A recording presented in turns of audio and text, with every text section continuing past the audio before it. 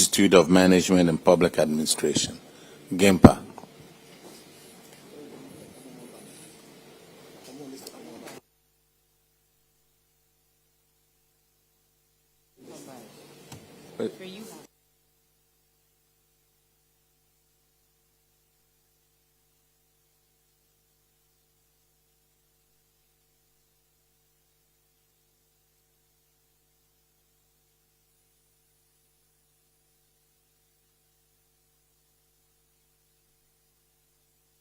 May we call University of Health and Allied Services? Are you here?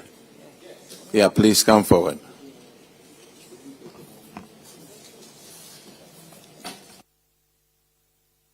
And clerk, let them take their oath, please.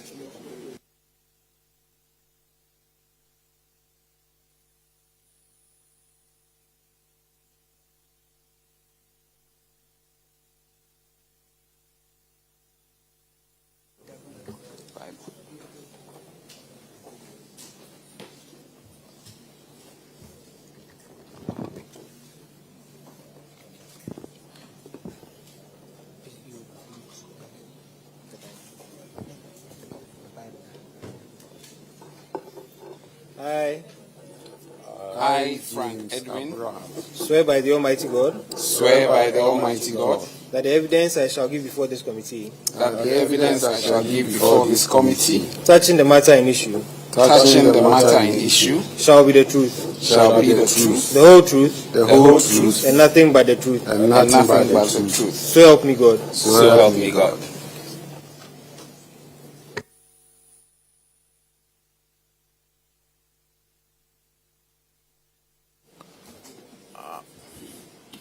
Could you please introduce yourself to the committee? Thank you, Chair. My name is Frank Edwin from the University of Health and Allied Sciences. I'm the Pro-Vice Chancellor, standing in for the Vice Chancellor who is away. Yes, ma'am. Good morning, Chair. My name is James Abra, Director of Finance for UHAS. Thank you. My name is Frederick Adongo Mahama, Director of Internal Audit, UHAS. Thank you. All right. We called you here to look at your financial performance. And, okay.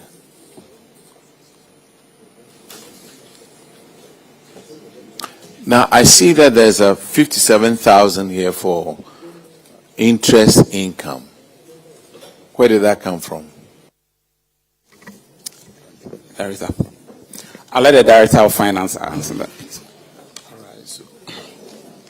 So that is interest on short-term investment made by the university.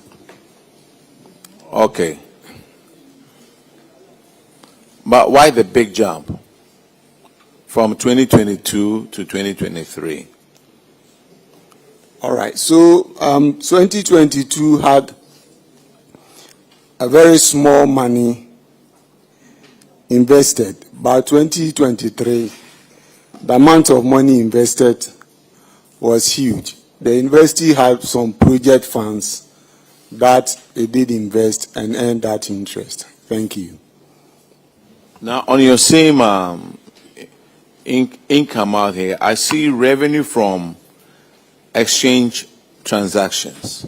Then I see revenue from other exchange transactions. What are these two? Chair, please, 1 minute.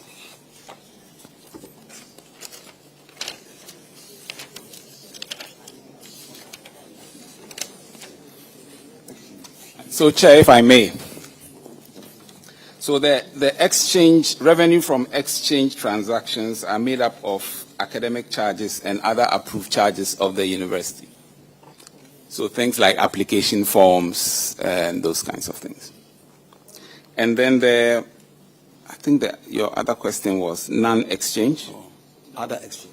You see, I see revenue from exchange transactions. Yes. Then revenue from other exchange transactions.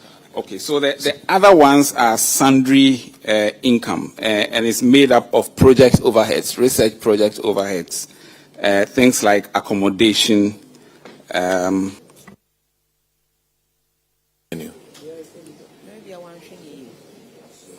Chair, the overheads on projects come as other revenue. Then the other approved charges are other academic charges, like transcript and other things. So, Chair, the project overheads, if the university receives research income, there is a certain percentage that is charged and becomes revenue for the university. So that is what the project overhead revenue represents.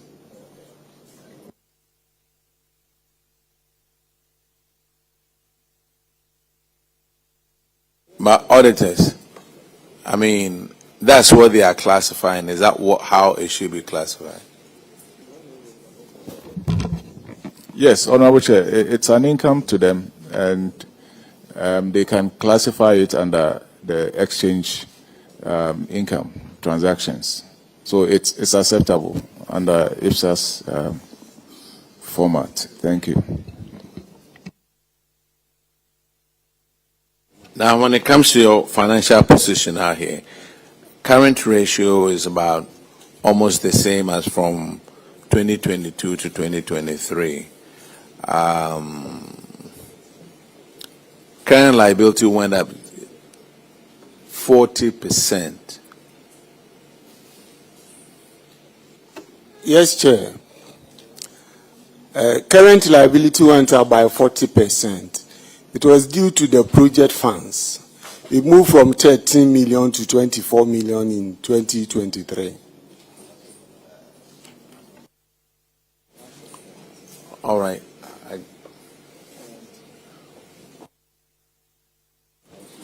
Okay, looking at your current ratio at 2.3 to 1, that is 2023, and 2.4 to 1, 2022. Just a slight difference out there, but it means that 2.3 means that you'll be able to take care of your short-term liabilities, and your numbers look good over here, and you need a pat on the back. Do you want me to ask you more questions? Thank you. Thank you, Chair. You are discharged. Thank you.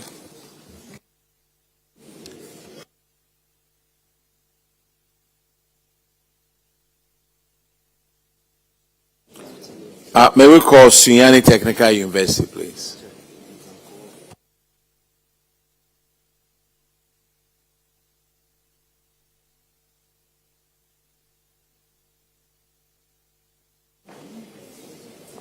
Okay, we'll call a bunch of you, swear you all in, and then we'll go with Sunyani Technical.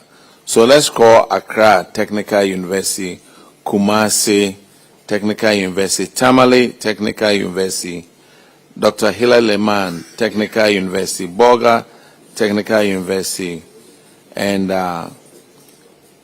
Ho Technical University. And the last one is Cape Coast. So let's swear you all in, please.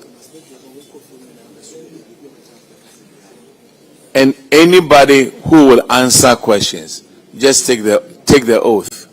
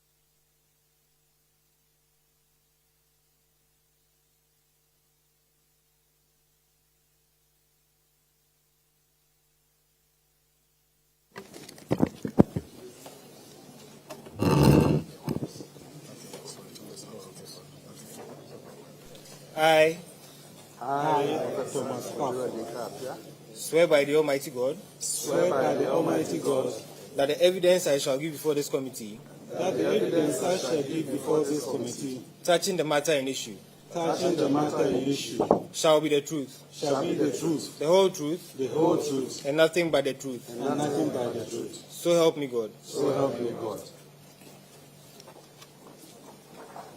All right, so Sunyani Technical University, please be seated.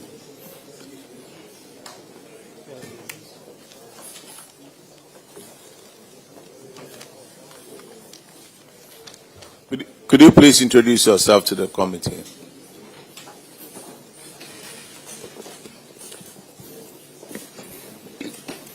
Good morning, Honorable Chair. I am Engineer Professor Kwajo Adinkra Apia, the Vice Chancellor of Sunyani Technical University. I am Thomas Kwafo, Director of Finance, Sunyani Technical University. I am Nana Kwabena Sai III. Good morning, Honorable Chair. My name is Obuo Chune Joseph, Acting Director of Audit.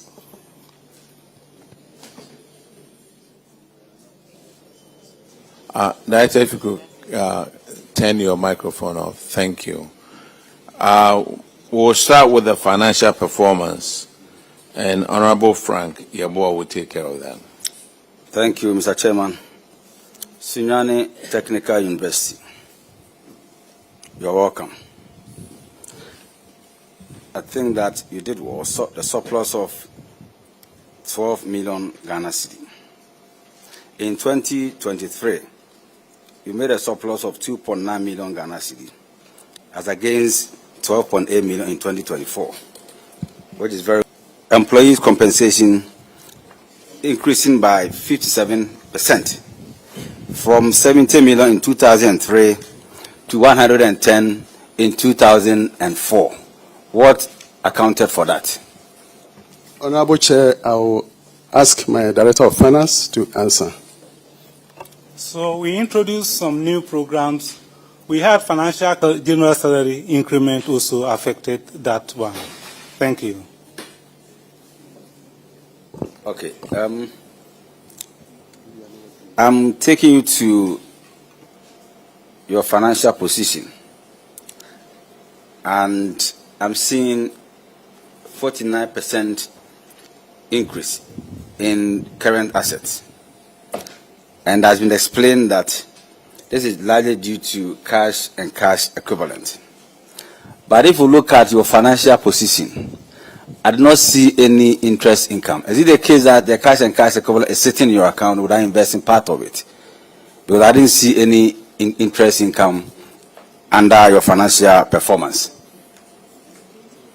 We did some investment, but that one was call account, so it was embedded in the bank balances. Okay, so in that case, let's come back to financial performance. Can you tell us the component of the miscellaneous income? I'm seeing some miscellaneous income here. So what's the component of that miscellaneous income? So we had some commercial activities such as production units and others. So university has a clinic, we have restaurants, and some few other activities that help us generate revenue. Thank you. Lastly, your current ratio improved slightly from 1.1 to 1 to 1.2 to 1, which is still below the industry standard. So I just want to advise that we keep an eye on it so that you'll be able to meet your short-term financial obligations. Thank you. Well noted, sir. Thank you. So I'm done. Go ahead. Chairman, thank you very much. Director, if you look at your financial statement of financial position, in 2023, you had a long-term liability on it and not vanished to a zero. What was that liability? And you paid it off in one year, something that probably you could have. Refers to our electricity bill, which was paid off in 2024 by government. Thank you. Oh, so it was fully absorbed by the state in 2024. Please. Thank so you. now you don't have issues with your utilities again. Thank you. Yes, sir. Thank So you pay it off now by your own selves, or still government absorbs that? you. Pay by ourselves. Oh, okay, then that is good. All right, let's go to your management issues. And Honorable David Opoko and Son will take care of that. Thank you very much, Chair. It has to do with unpaid end of service benefits to some retirees, and the total amount involved is 2,008,898.85 Ghana cedis. The number of staff affected is 23, and for 2 years, in 2023 and 2024, you failed to pay their end of year's benefits. You know, retirees would need this money to plan for their retirement, whatever plans that they have. Why did your university fail in doing so? Thank you very much, Honorable Chair. Honorable Chair, the university has not actually failed to pay, but this arrears came as a result of a new conditions of service after the conversion of the Polytechnic into a university.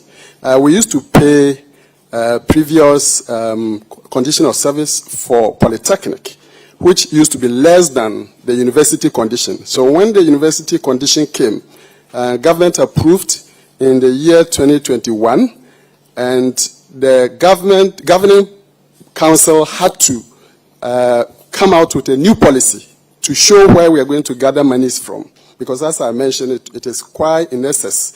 Because this one we need to calculate from when the Polytechnic started in 1997, which was far in excess of the Polytechnic conditions that we were paying. So the governing council put up a committee that came out with a new policy, and then sources of income, which was approved by the governing council in the year 2024. That is September 2024. So from there, a fund was established. So within the fund, so far we've been able to pay 600,000 to clear 2021-2022. So 2023, as we speak, we have gathered some 1 million Ghana cedis, which is going to be paid in December this year. So going forward, by 2026, we should be able to clear off the arrears so that we'll be left with only the current bills for payment. Thank you very much, Honorable Chair. So are you suggesting that going back to 1997, is it taking a retrospective?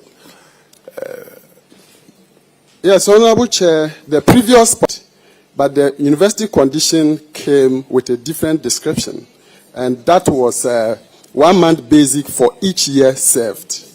So 1 month basic for each year served. So if the staff came into the university in 1998, 99, you have to start calculating from there. And then we deduct the Polytechnic one from it. So as we speak, these arrears do not include the Polytechnic conditions, because that one we pay as soon as the staff retires. We pay it at hand, and that is exactly what is happening.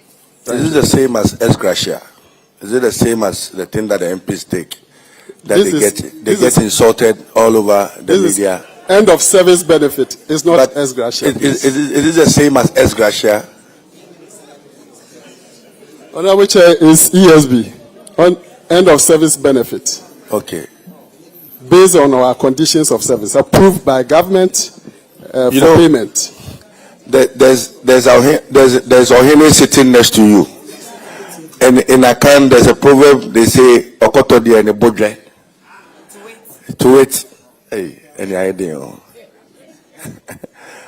So, I mean, once somebody works and is entitled to it, I think it's important that we do that. Please kindly take steps to ensure that you pay the arrears that there is. Auditors, can you confirm payment of about 600,000 for the 2021-2022 retirees?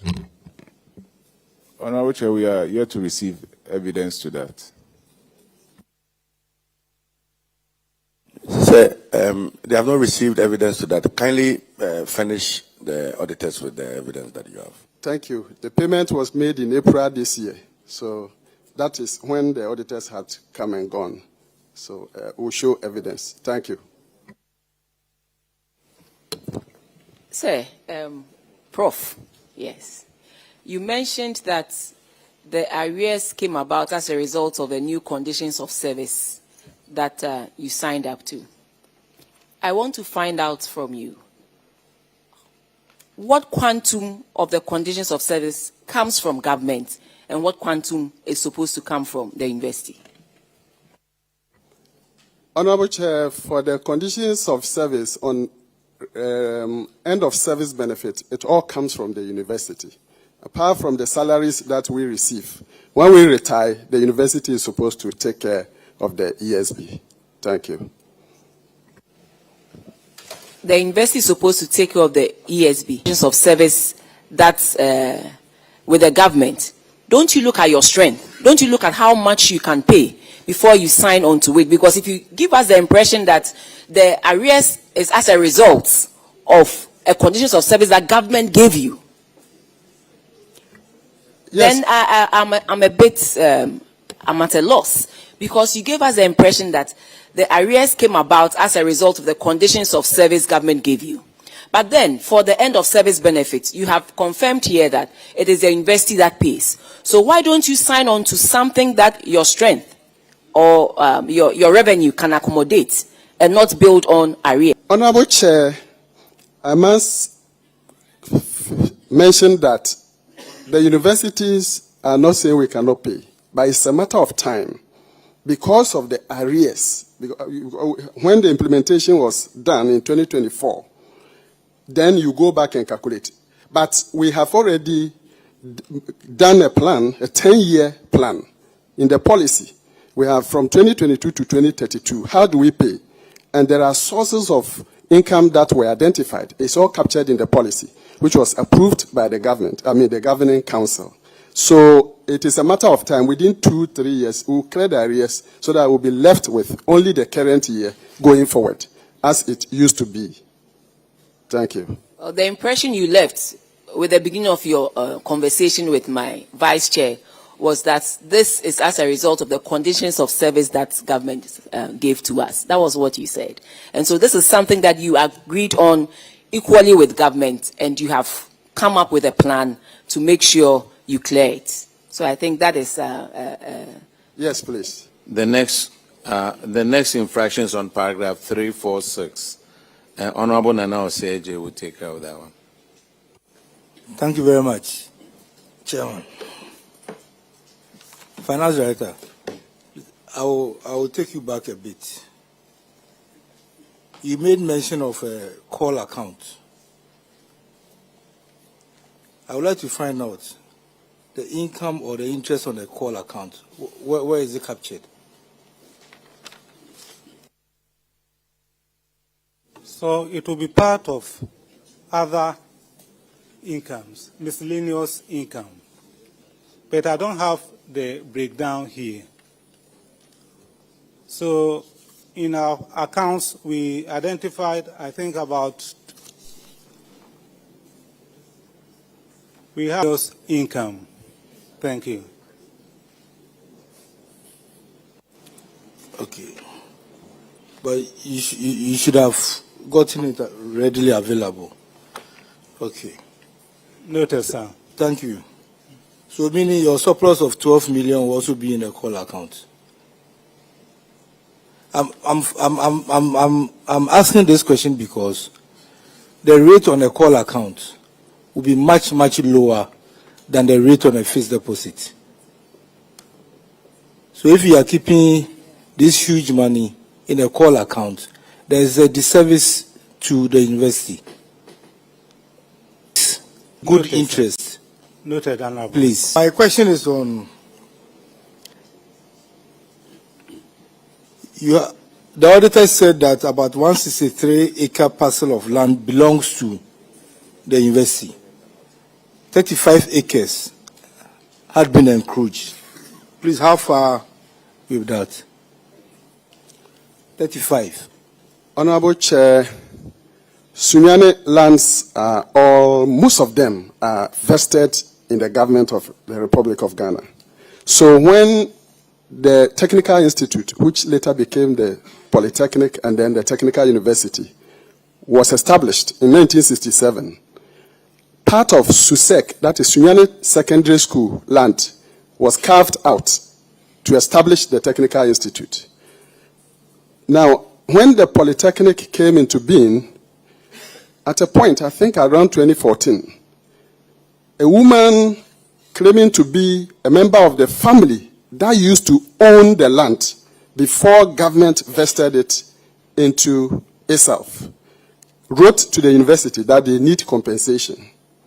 So we responded and forwarded the letter to the Minister of Education. Then, just about 2 weeks later, we saw summons, court summons. And we made our solicitors building. At one part of the land is actually divided by VRA electricity pylons. So behind the pylons, we have 35 acres. So they had started over there. And their claim was that now the pylons is the demarcation. We said, no, go and see the documents that with the Lands Commission and all that. But they kept claiming that it belonged to them. They had taken over if we are not paying compensation. So when they started, the university mobilized. We went in and demolished over 30 structures on the land. Then later, when they demolished it, and when we did a demolition, they came back and took us again to court. That time they filed about 10 cases. So we have 11 cases pending before the court, the Sunyani High Court. Honorable Chair, that they were building again. And this time around, they were actually welding cutlasses and other implements, making it difficult for the university staff to actually prevent them from continuing. So the matter has been pending. We go to court, they come, the case is pending, but the current paramount chief of Sunyani traditional area has actually summoned all the parties to come for an amicable resolution of the matter. So that is what we are waiting for. And we believe that Nana will be able to handle this for us so that the university land will be free from encroachment. Thank you. Thank you very much, Provisy. So, less the 35. The rest of the land, is it safe? Yes, please. The rest of the land is very safe because we have built almost across. But unfortunately, the other side, we didn't have any presence. And that is why when they started, it was difficult for us to show. In fact, we attempted building fence wall. They demolished. Didn't do anything harm to it.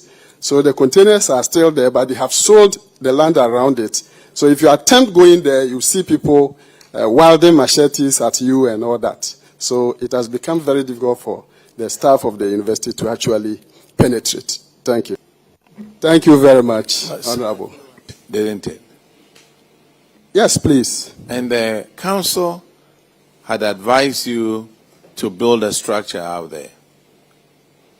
Yes, Honorable Chair, that is what I mentioned. So we sent containers there, metal containers. We put a signboard there, they took it away. Anything you put there, they take it away. And then in the daytime, if you attempt, you see people chasing. Even when students go there to do survey works, they chase them out. Okay, yeah, go ahead. Prof, sometimes when we hear some of these things, as if we don't have laws governing our country, as if we can't seek the support of the security agencies to help us. In the first place, have we verified whether clearly they paid compensation to the family or not? And I believe with this one, it is the Ministry of Lands and Natural Resources that will help forestry.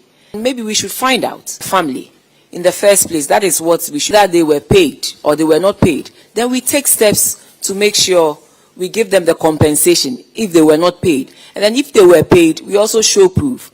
And then 3, it is sad that students go there to do their survey work and then they are chased. but we have laws governing conduct of such things. So respectfully, I would want you to work with the security agencies. We can't have a situation where lands have been designated, whilst the issue, we go to the right places for them to enforce the laws, because this situation, it can't be and it shouldn't be. Okay, thank you, Honorable Chair. In fact, we have already done verification on that, whether payment has been made or not. That one is clear. No payment was made.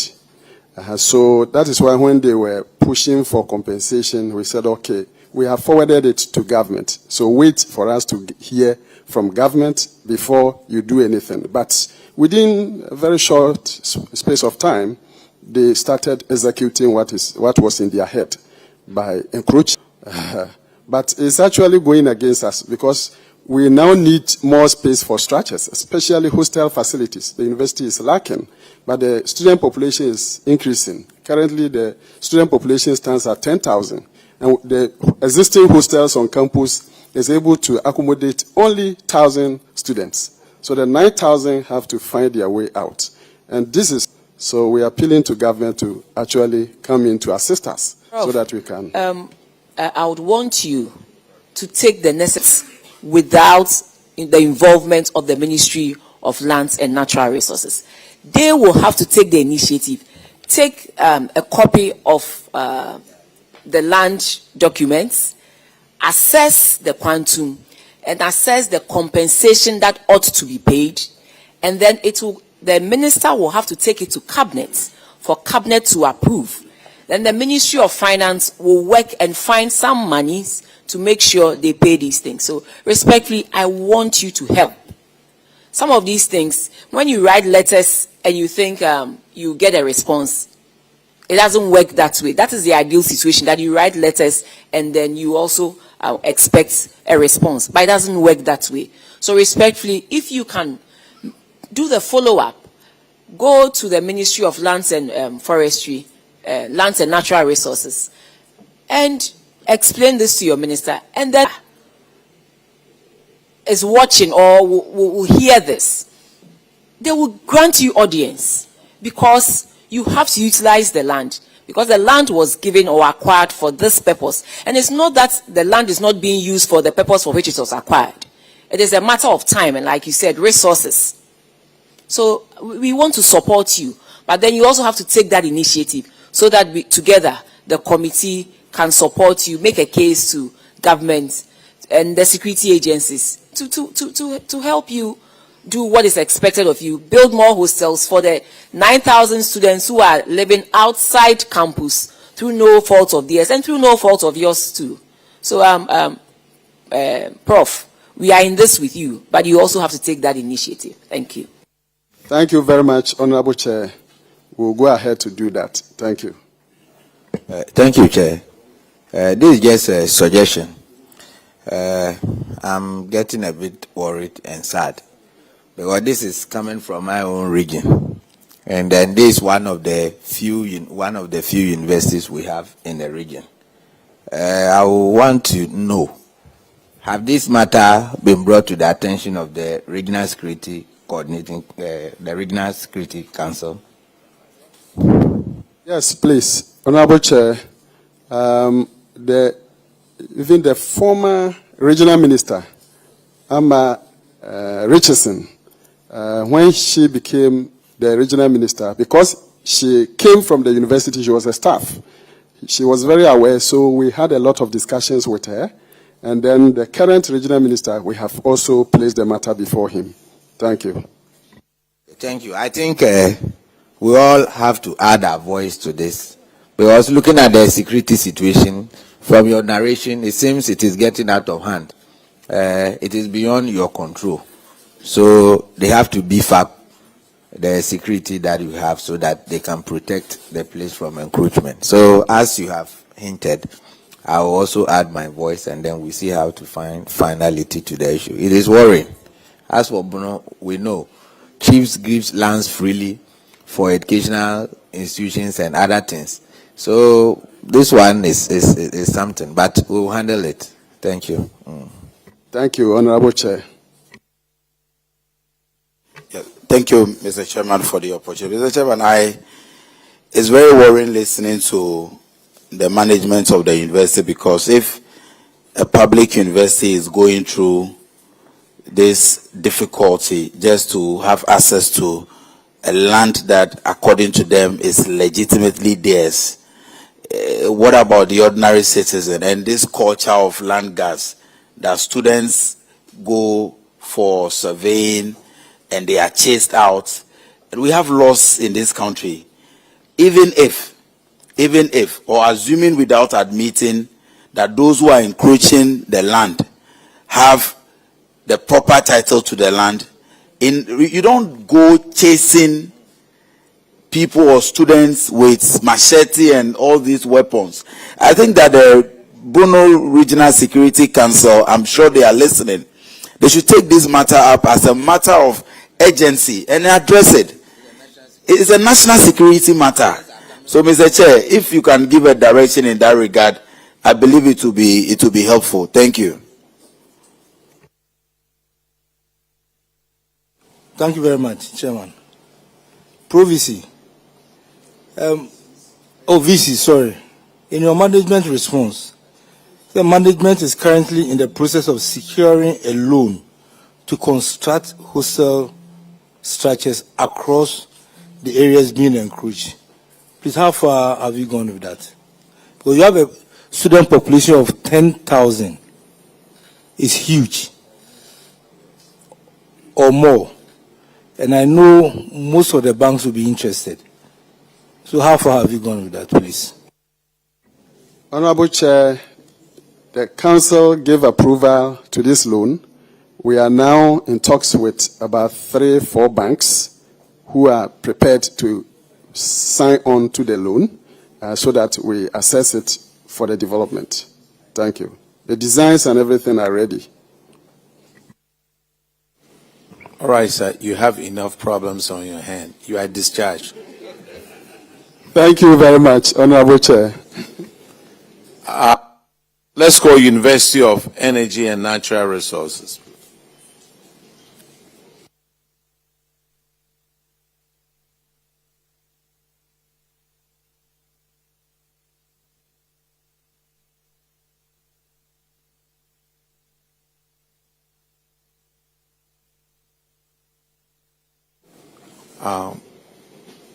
You took the oath, right? Did you take the oath? Okay, please use a microphone. Good morning, Honorable Chair and members. My name is Professor Elvis Asaribediakon, the Vice Chancellor. Good morning, Honorables. Please, my name is Paul Nananketia, Director of Finance, University of Energy and Natural Resources.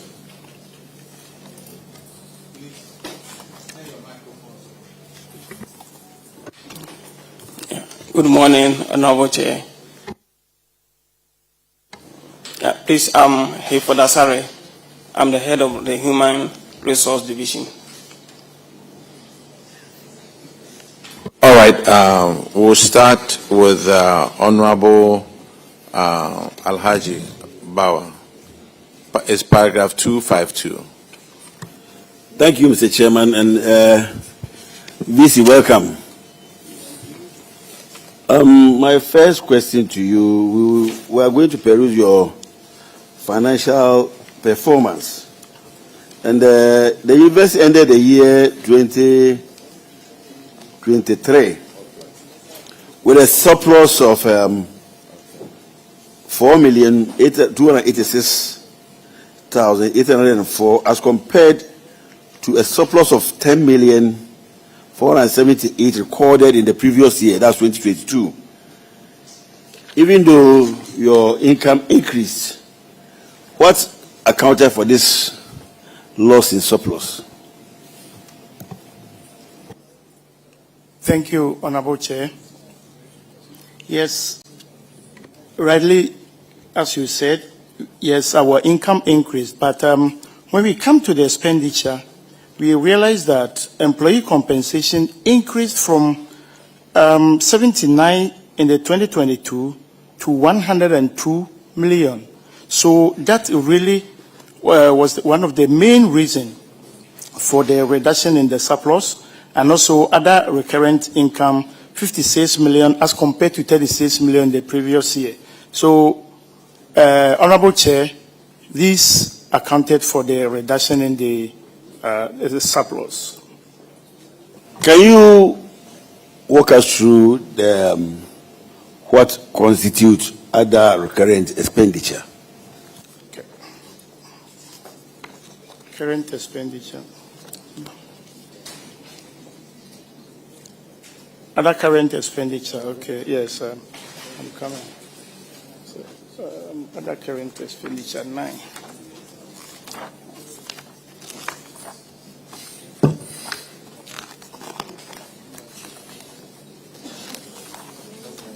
Other current expenditure, recurrent expenditure is made up of administrative and general expenses, academic expenses, repairs and maintenance expenses, staff selection and training, utility services, staff travel expenses, and staff welfare expenses.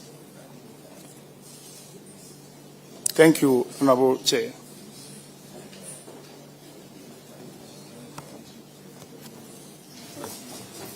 Does it go to say that that year a lot of staff traveled outside? So, can you come again, please? Sorry. You mentioned that it included your staff TNT, travel outside. Yeah, staff selection and training, staff travel expenses, yes. So, because if you look at the jump, it's almost about 20 million or 19.1 million within a year, an increase in that expenditure. Yes. And normally you don't spend more than you earn. You mentioned staff travel expenses. Yes, it increased from 1.3 million plus to 1.7 million plus. That's for the staff travel. But generally, administrative expenses and repairs and maintenance, because we have old cars, we have buildings that were inherited from former Faculty of Forest Research and Technology. Some of them need repairs and maintenance and the broken chairs and all that. So that also accounted. And academic expenses. These academic expenses also include sometimes the buildings we are talking about. Thank you. I am particularly concerned about UNE because I have an interest in UNE. Thank you, sir. I also have my word in UNE. Thank you, sir. So. Thank you, Honorable. And the review. Honorable, please, Honorable Chair, I cannot tell the number recruited or fed. However, the number increase, and also every year we have promotions, especially senior members. Some move from equivalent of lecturer to senior lecturers, and they come with increment. They go to professors. So when they get to the recruitment, however, increment in promotions also accounted for some of these salary increments. And also, your liabilities also increase. Our liabilities, your current liabilities under the yes, our the year and the review. Yes, our current liabilities because of increase in accounts payables. Increase about 63.1%.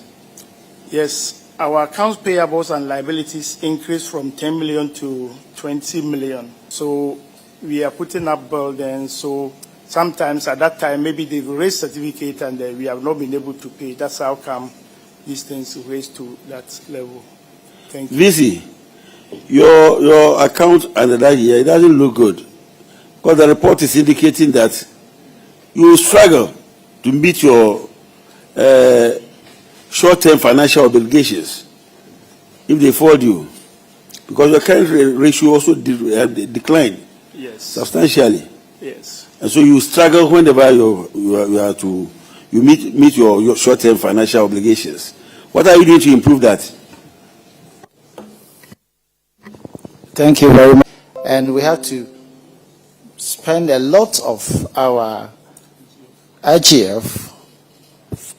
Currently, if you come there, we are putting up a new administrative block. The one that we inherited was just a dormitory that was repaired and converted into administrative block. And, this, I may say that we may be the only public university that to use IGF to put up administrative block. I'm not saying building, I'm saying administrative block. I'm saying administrative block. So these are some of the things. But strategies. What are some of the strategies to ensure that we improve? One way is we have established enterprise, and what we are trying to do is to partner with some private companies so that we can establish our business and we can have other source of income. We've increased our short courses, training programs that can also bring in additional incomes.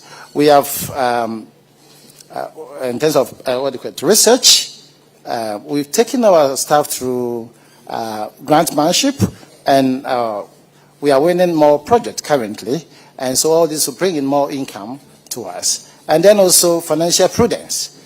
We're also trying to strengthen control. Yeah, so strengthen our controls. We're having, as currently we have a policy for transport policy. We have transport policy and other policies that all will go in to strengthen the controls of a university. So we are looking at two ways. We are trying to identify source of income as the first strategy. The next one is how to ensure financial prudence. We are working towards a paperless also approach. That will also help to also reduce, because stationery, for instance, are major. Implement these paperless strategies. It will also help to reduce cost. Prof, my last question, and then maybe the ranking will take over. If you go to paragraph 2.5 now, your non-current liabilities also decreased by 80.7%. From 365,000 to 1,897,000. It decreased from 1 million to 365. The non-current liabilities. Your utilities. Which paragraph? Utilities. Okay. With the non-current liabilities, it rather decreased from 1.8 million plus to 300. We had a loan, GCB loan, which we were paying. So as of 2022, so that's why it reduced from 1.8 to 365,000. So with the interventions that this you have put in place, I'm sure when we come to the 2024 report, we'll have something different. Yes, sir. Your current ratio will increase.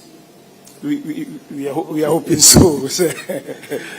Mr. Rankin, I think we can continue from where I've left. Thank you very much.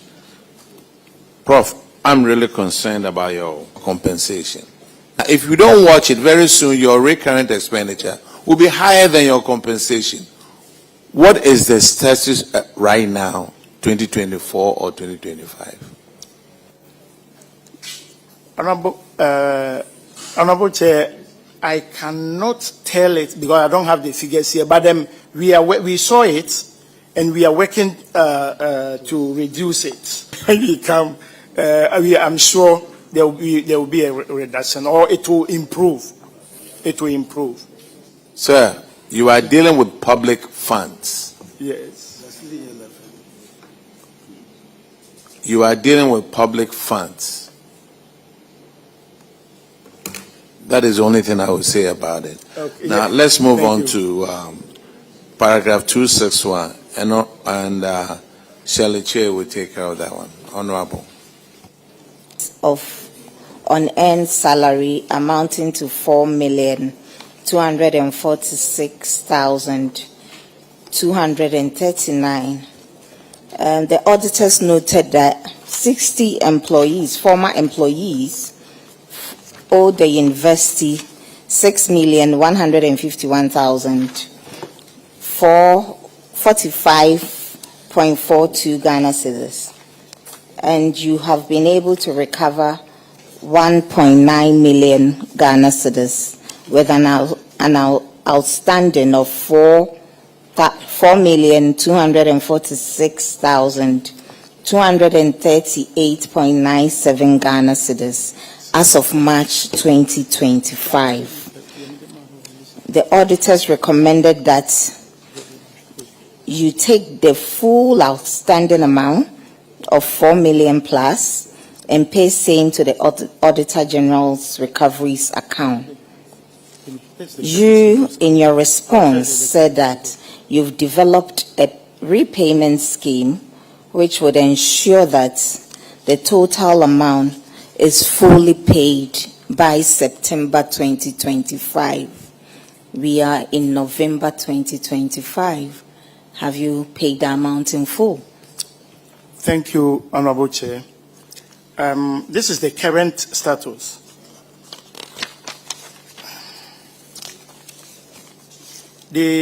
From the Auditor General, the total unearned salary was 6,151,045 Ghana cedis, 42 pesos.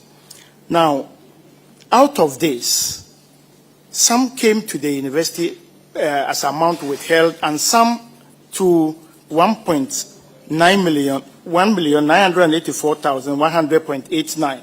So when you subtract that, you are left with 4,166,944.53. Now, out of this... Sir, I'm sorry. I'm sorry to barge in. When they did the audit, there was outstanding 4.2 million Ghana cedis. You said you will recover everything by September 2025. Yes. We're in November. Yes. Have you collected it all? Yes. You've collected all the amount? We have collected the one that came to the university. We have paid back to the government. There is difference of about 1.3 million, which relate to pensions. Now, because we are subvented organizations, pensions do not come to us. When government is giving us the check, they take the pension. So the amounts that we withhold do not include the pensions. So we met the auditors. The difference of 1.3 is relate to pension. Apart from that, we have paid all the money that we are supposed to pay, the money that we withheld. We have paid everything. Apart from those who went on study leave and did not return. That one, we are still pursuing them. We haven't paid that one, but we have paid what came to us. We have paid everything. Okay, auditors, can you please confirm if they've paid that? Is that out of the 4.2 million, 3,108,509.75 has so far been recovered. The outstanding, when do you intend paying? I said the outstanding relates to pensions. No. You said 1.9 million or so was in relation to pensions. That's what you initially said. No, I said that one relate to those who went and didn't come back. Didn't come. So how much is in relation to pensions? It's 1,385,413.13. Auditors, have they informed you about this? To put this one in the context, this audit was carried out by, it was an outsourced audit, which means that we gave it to a third party to carry out the audit. Now, the status of implementation they provided to us is the fact that 3.1 million has been recovered. As to the reconciliation they did with the entity and the fact that the 1-point-something million is in respect of pensions and all that, that hasn't come to our attention with them after here. Thank you. Thank you, Honorable Chair. We are in your hands. Chairman, thank you very much. Director, I would want to be clear on something. You talk about the difference being pensions. Yes, please. That were withheld by government. Please. So the ones that are not pensions, you've repaid all. Yes, please.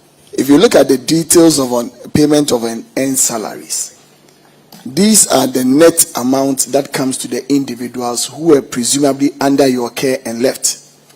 Some of them are leave without pay, vacation of post, resignations, which meant that these individuals were being validated. You understand? Somebody resigned, then the person gets paid. That is why it is an unearned salary. Yes. And that is the net amount that comes to the person, regardless of the pension, the tier 2, the tier 1 that the government would have already been deducted. Yes. So it is not a gross amount. Then you are now telling us that these were inclusive of pension recover. So what happened was that the auditors, when they are calculating this on earned salary, they include came in when we met the auditors. We met them, the Sunyani regional auditor and the team. So they do not come to us. So that is why we agree that the difference relates to pension. Look, let me ask you this. There's a guy over here, vacation of post, 7th June of 2024, and he owed 120,000. Obviously, that wasn't in 1 month. Where is the pension in it? Sir, please, and let me caution the universities. When you come and we ask you a question, we need to sit in classroom and listen to a lecture. These are simple. So if you just go straight to it, it will help. Yes. Mepacho, yes, you did that. Upon it, let's come up with an amount. Even though they told us they were going to collect everything September 2025. We're in November, we are listening to a different story. Abba.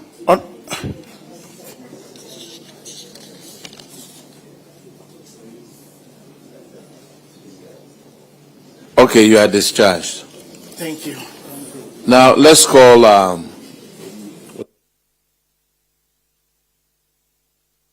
Kofodia Technical University.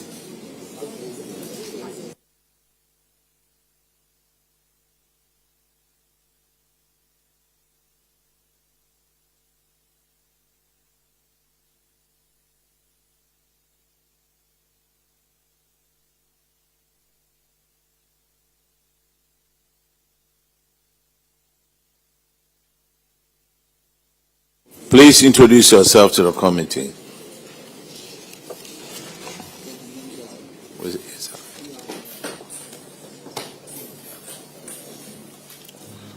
My name is Professor Richard Ohinesi, the Pro-Vice Chancellor. I'm Prince Bafo Ofori, the Director of Finance. How much, sir? Please turn off your mic when you answer. My name is Associate Professor William Jadwesiedu, Director of Works. Honorable Chair, I'm James Bayentia, Deputy Director of Finance. Alexander Tre, Internal Auditor. All right. Honorable Abena Osiasa will take you through your financials. Thank you, Pro-VC and your team. Pro-VC, the letter we sent to you, were you to report yesterday or today? Thank you very much, Honorable Chair. We received 2 letters. The first letter we were supposed to report yesterday, and I think a second letter came which went to a different office. So we only got to know yesterday that we were supposed to report to them after we had come here. That's how come there was that mishap. We apologize for the mishap, but in 2023 to a surplus situation in 2024. I have gone through the accounts. I must commend you for that. But I don't know how you did it because I'm struggling to comprehend the figures. I see that you said your non-current assets came down because you depreciated some assets. In the same vein, you spent on fixed assets, but yet still it's come down. So I want an explanation on that one. And then I also realized that you spent, in terms of compensation of employees, you spent more than was granted to you. So that one too, I would want some explanation on that as well. Let's begin with these two. Yeah. Thank you very much, Honorable Chair. With your leave, I would want to defer to the Director of Finance to answer that. Thank you very much, Honorable Chair. With respect to the first one, we actually spent on non-current asset, but the amount we spent was less than the consumption of asset in that particular year. That is why although we spent, we procured or we spent in non-current asset, however, the amount has reduced. We spent about 6 million or so, but the consumption of fixed asset for that year was 7 million point something. Thank you. Then the compensation. Okay. Please, I didn't get it. Can you go over what you just said? Yes, please. I'm saying that. Thank you Directly very much. so we can hear. Yes. Yes, please. In that particular year, although we spent on non-current asset, however, the total depreciation for that year was more than the amount. What was the amount, please? The depreciation was about 7 point something million, and the amount we spent on non-current asset was about 5 point something or 6 million. So consumption of fixed assets here says 7.9. Yes, please. And then you are saying depreciation was 7. Yes, please. That was depreciation. That is depreciation. Depreciation was 7, and then you spent 7.9. So then it should. Honorable Chair, I'm saying that the depreciation. Thank you very much.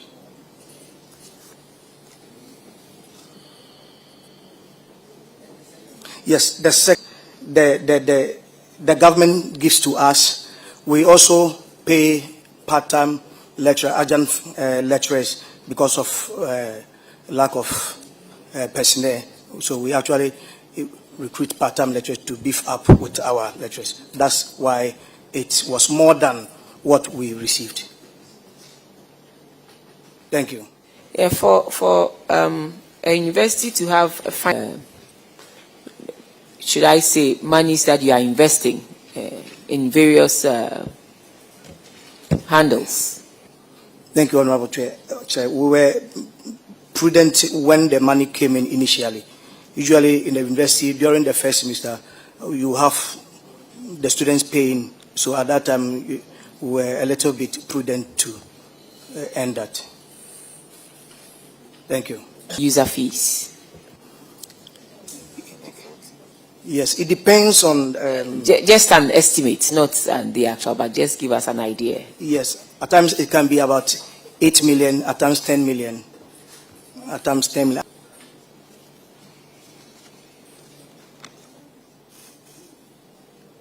Like I said, I mean, you came expenditure. Yes or no? Aside your consumption of fixed assets, I also see specialized expenses. For what? For vehicles of the university. Vehicles of the university? Yes, please. To the tune of 2.8 million? No, it's a whole lot of expenses. Okay, so can you give us a breakdown, an idea of what goes into the specialized expenses and the amounts involved? Yes, please. Madam, please, I would need time to.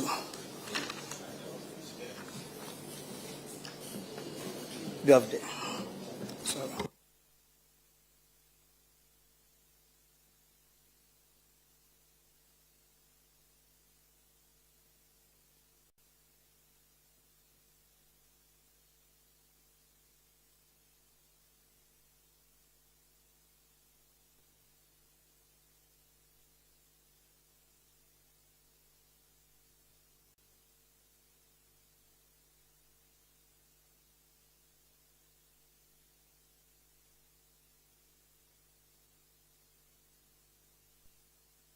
What my deputy want to add up.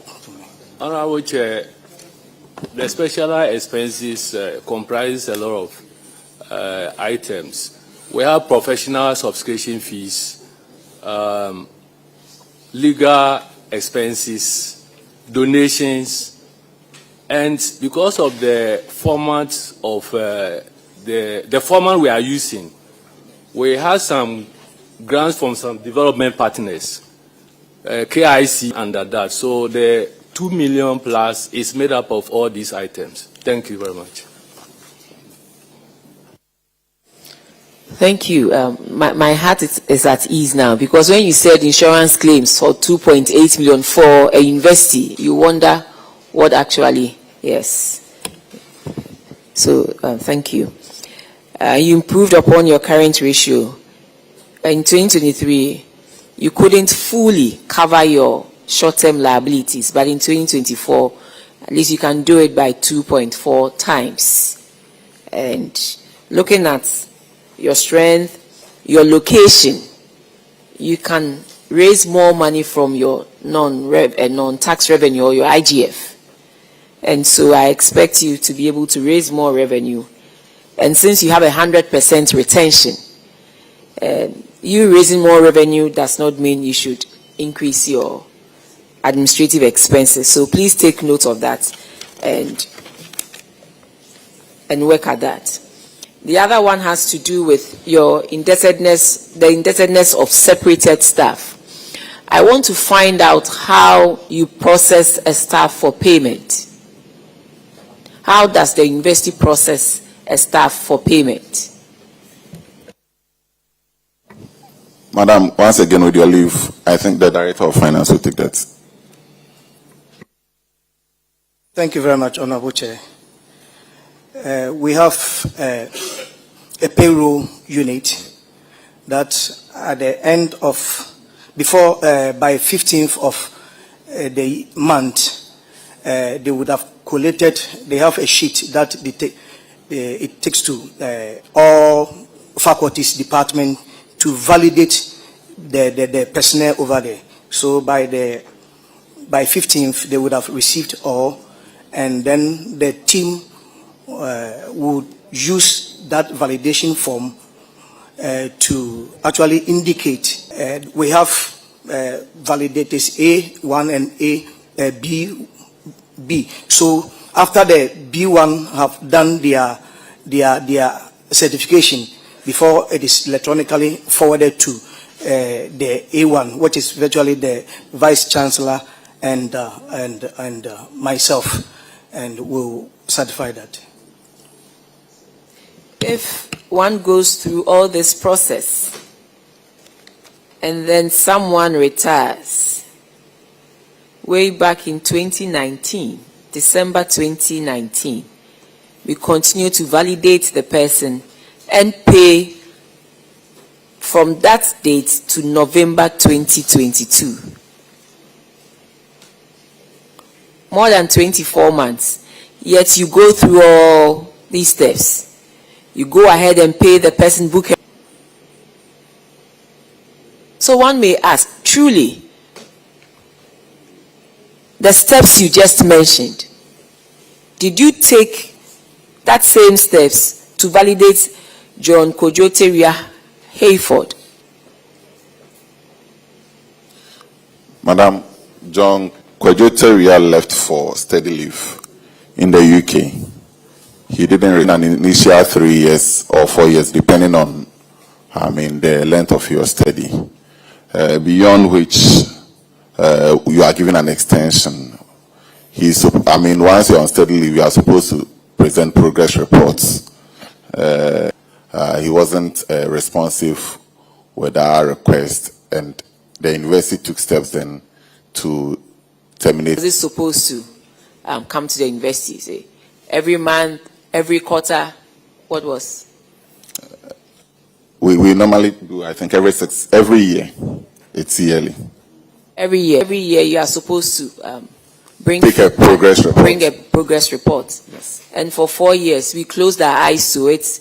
In 4 years that you realized that there was no progress report, but yet we were going ahead to pay. No, initially there was. So when the auditors, maybe the auditors would have taken that out. Because they are saying that, okay, so what steps have you taken to?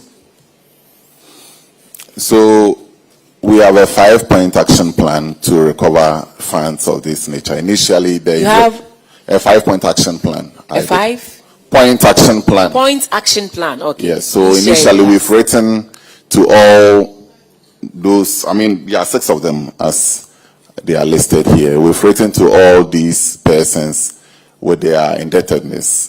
And then we've also forwarded their names to our solicitors, and then they are in the process of being served.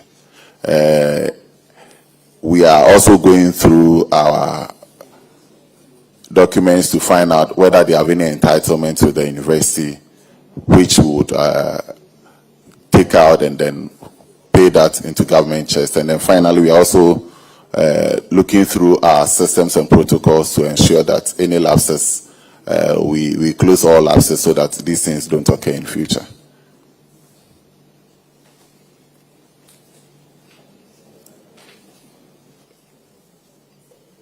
The amount is 817,619 and 40 pesos. Did they have guarantors on their file? So it's mixed. So in the case of John Kojoteria, yes, he does have a guarantor. So what is the essence of a guarantor when the person you guaranteed for fails to do the needful? So then we defer to the guarantor. So have you done that? Yes. So we have written to the guarantor, and then the beneficiary, that is John Kojoteria, and we've also forwarded their names to our solicitors. So I'm only asking, in this case, what does the guarantor do? Is the guarantor, aren't you supposed to? So we have done that. So has the guarantor paid? No. And that is how come we've written to our solicitors to pursue that legally. Is the guarantor part of? Yes. John. So that if the guarantor is part of the university system, and the person he or she guaranteed for failed to come, but it's government are buying, and you'll be idea, so it is okay. Because once you have identified the guarantor, the other time, one minister came and mentioned that they identified the Ministry of Interior. So, respectfully, if you can contact the guarantor to do the needful, because once you guarantee for somebody, and for one reason or the other, the person is nowhere to be found, and the person has defaulted on the terms that was given to the terms that the person agreed to, we should do the needful. Samuel Sapon Asamoah, can you also give me an update on that? Did you identify the... So in the case of Samuel Sapon, his case is different. His appointment was terminated because he failed to sign the bond form and left. So that is how come the university went ahead to terminate his appointment.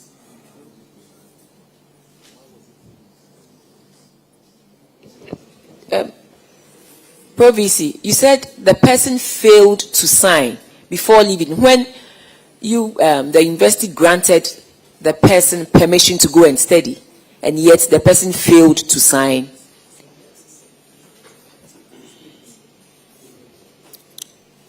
So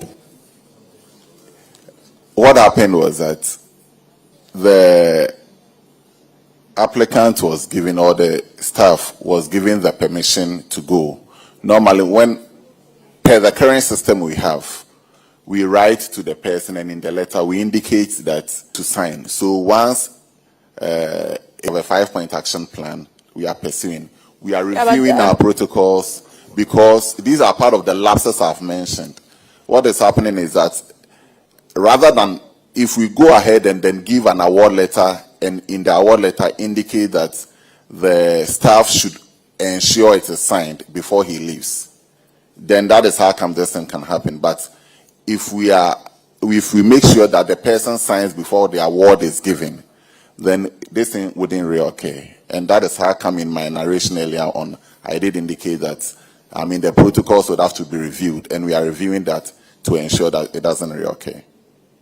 It took the university 8 good months, from January to August, 8 good months, to realize that the person did not sign the bond form. Or one wouldn't know.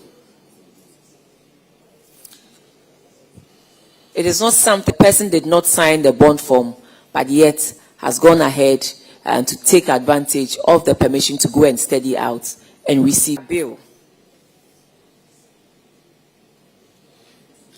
So Gladys took a partial state leave, support from the university to the tune of 16,000 Ghana cedis, and then left. So what it means is that she worked for whatever salary she took. What her indebtedness to the university now is the 16,000 that the university paid. And but the auditors have an amount of 84,520. no, sorry. So with respect to Gladys, after that, she was supposed to, so she was in the system and then decided to leave after her studies.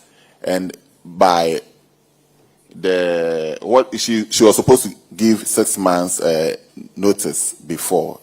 She didn't do that, so she's being charged that amount in lieu of her not giving that notice, yes. Grace Opare. Grace Opare exceeded her initial maternity leave of 3 months, and then we noticed upon checks that she was not ready to come. So immediately after 1 month expiration of her, beyond the expiration of her maternity leave, her appointment was also terminated.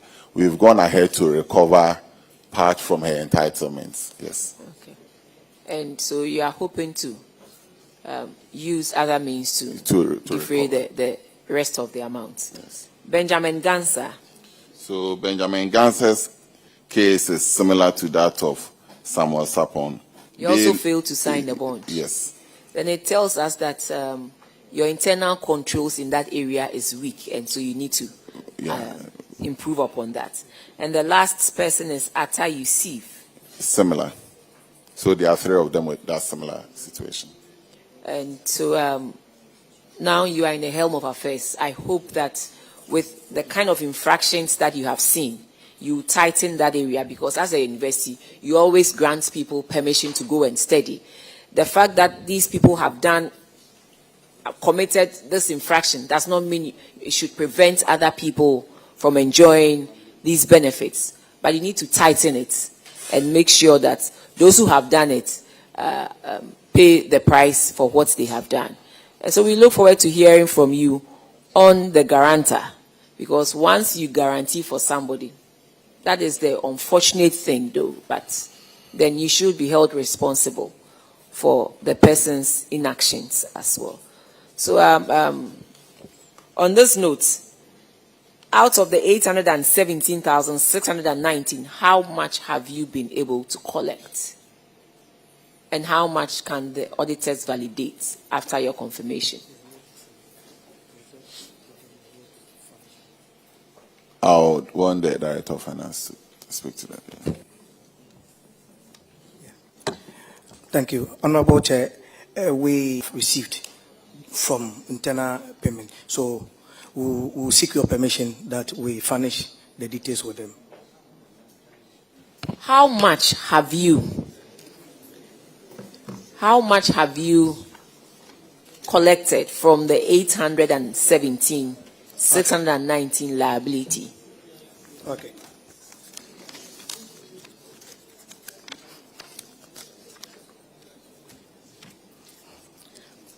What's the list?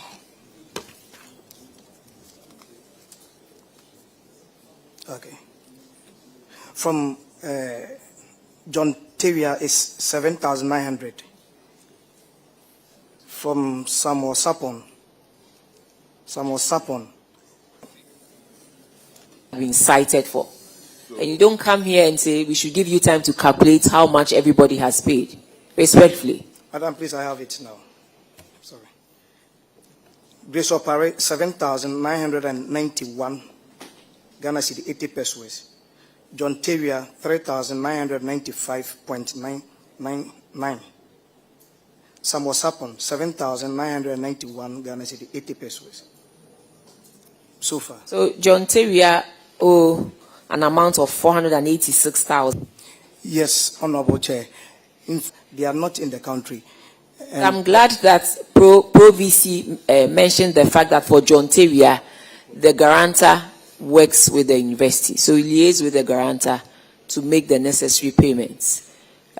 Chairman, I will defer the time, the period for the payment to you when I'm done with the others. And then for Opare, she has paid more than 50% of that. Make sure you collect the rest. So in total, out of the 817, you haven't done more than, is it 25? 7, 3, more than 20,000. Yeah, just around 20,000. Yes, just around 20,000 out of 817,619. So the university should take steps to do the needful. Chairman, I want you to give them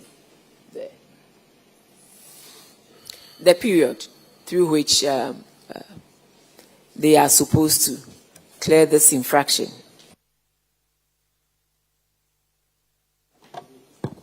PV, I just want to ask this about John Tavia.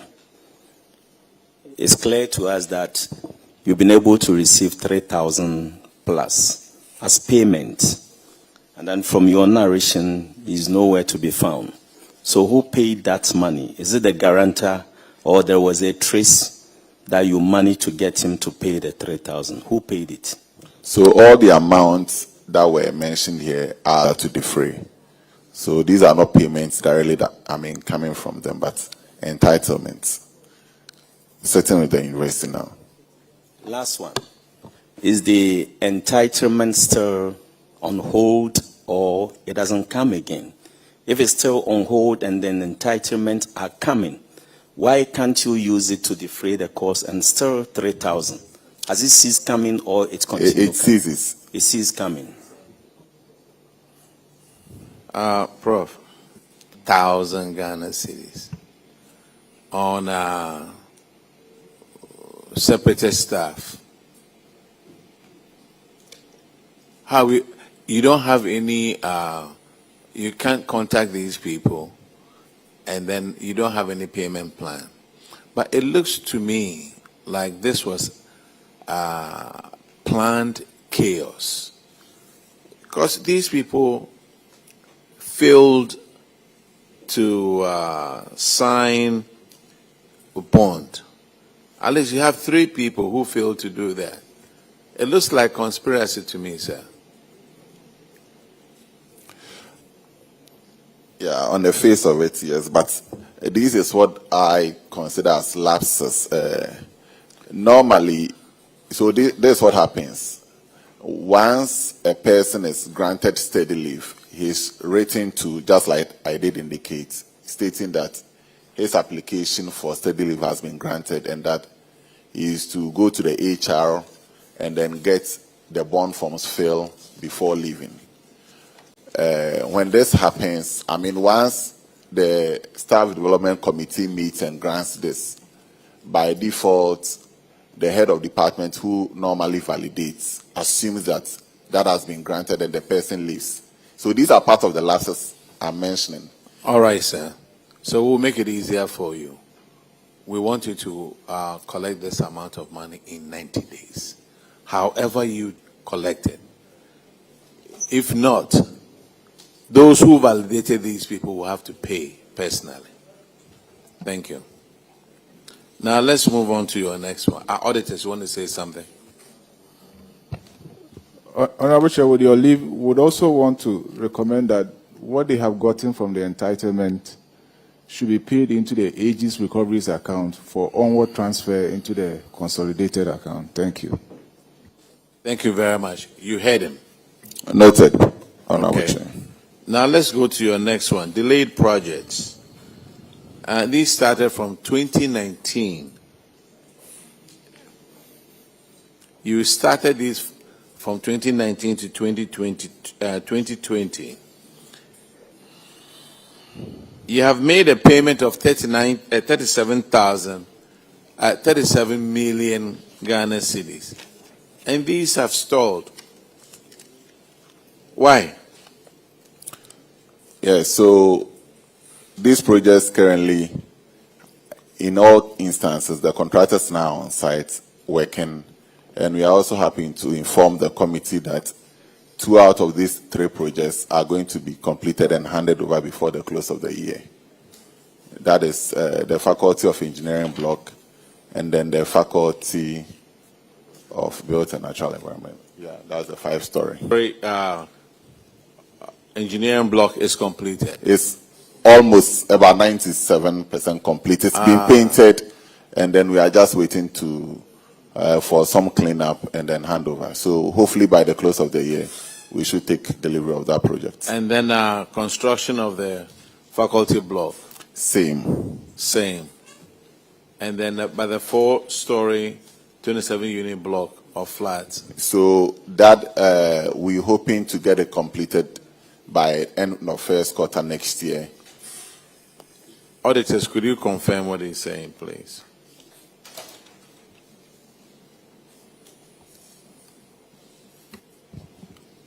Honorable Chair, we can confirm that the contractors are on site and the projects have reached an advanced stage. Thank you. You see, you told the auditors the last time they were there that all the contractors are currently on site and work is ongoing. Yes. So they were on site, yes. All right. Yes, sir. Prof, since the contracts started in 2019 and 2020, should you be worried about possible variation?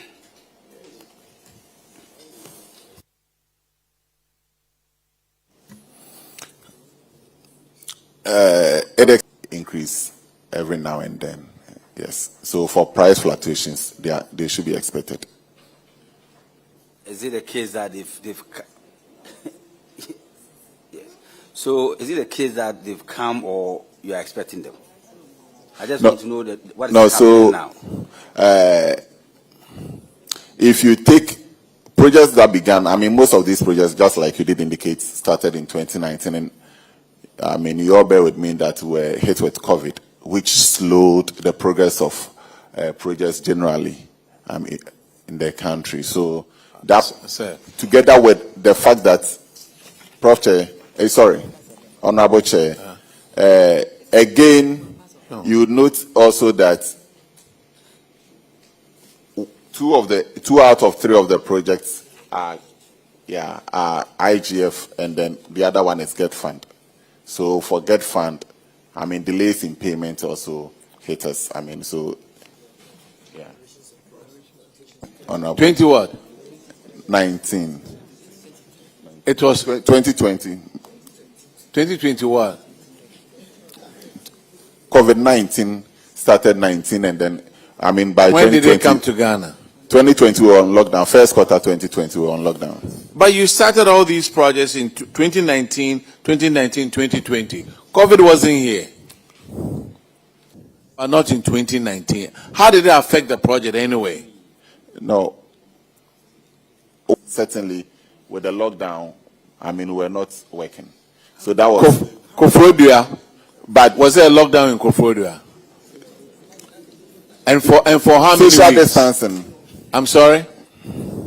And for how many weeks was there a lockdown in Koforidua? Or how many months?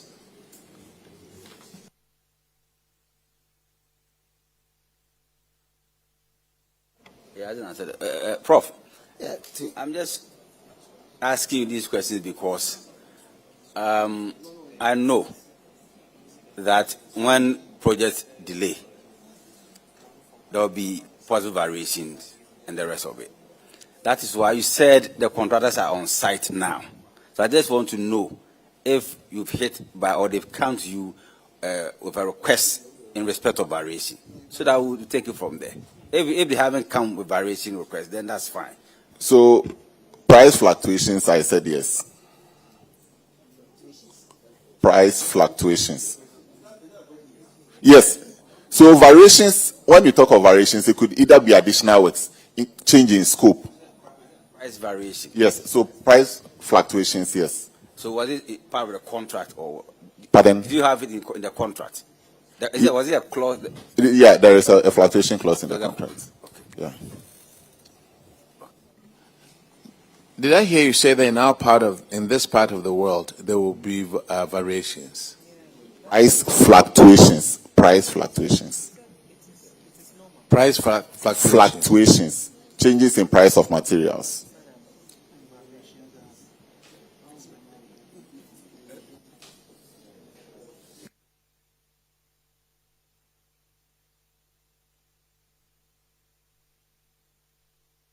You see, what it says, what this one tells me is there wasn't proper planning when you started this. And then you delayed it and delayed it. Anyway, that's Koforidua, right? Koforidua Technical University, right? Yes. You are discharged. Thank you very much.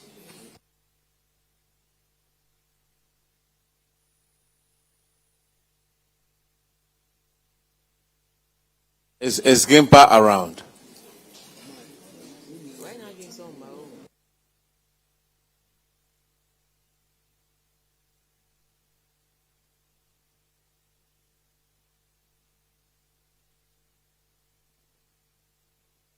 Can we call Bolga Technical University, please?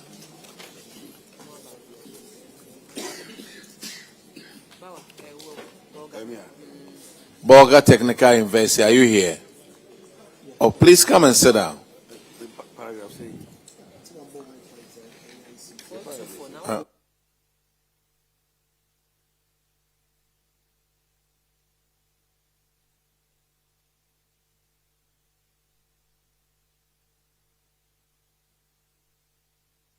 Could you please introduce yourself to the committee?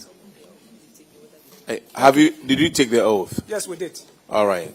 Please introduce yourself. Thank you, Chair. My name is Samuel Erasmus Alna, the Vice Chancellor. Mr. Chairman, my name is Richard Atia, Acting Registrar. Chairman, my name is Solomon Awaria, Acting Director of Finance.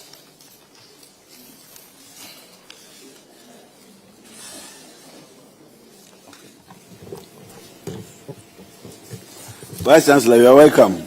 Yes, sir. We met separately in Tamale. I'm looking at your financial performance, and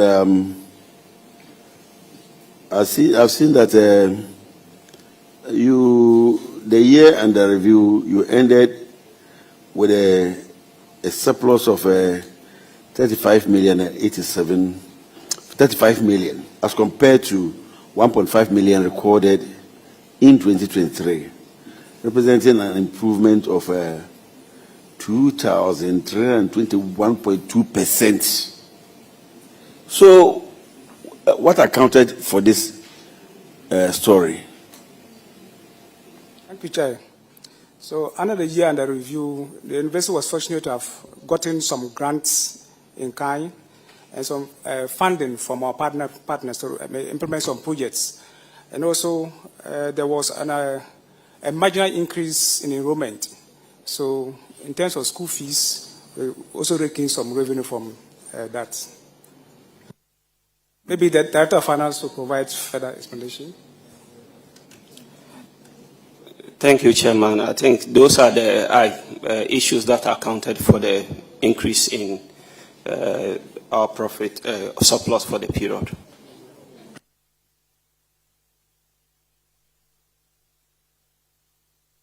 So that accounted for the major surplus that we saw. Yes, please. And then your IGF, I saw that it also increased substantially.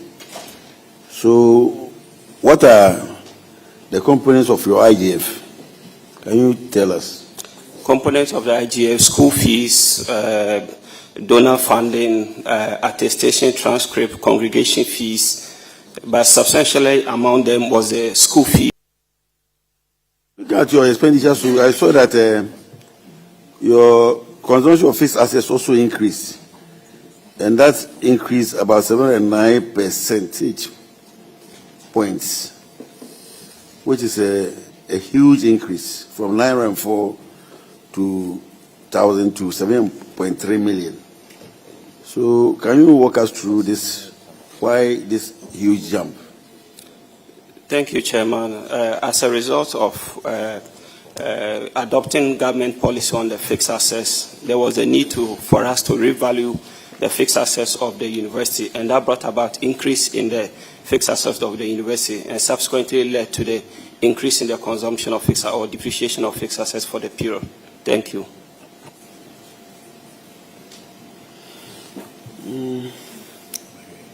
Mr. Chairman, looking at their financial position, it looks good. So all what I can say is that they should increase, they should keep up whatever they are doing. That has reflected in this very nice financial position that we are seeing. But the current ratio improved to 13.0.1 in 2024, indicated that the university will be able to meet its short-term financial obligations when they fall due. So you've done well, and I know the VC, since it was a polytechnic, he has been there till now. He's done a very good job. Prof, thank you. Thank you, sir. And with your kind guidance, I'll be able to rake in a lot of revenue. So we hope that going forward, we'll continue to get the support to be able to do better. If you do good when you come here, we say it. If you fall to when you come, we say it. You've done well. Thank you, Honorable. All right, you are discharged. Now let's call Tamale Technical University.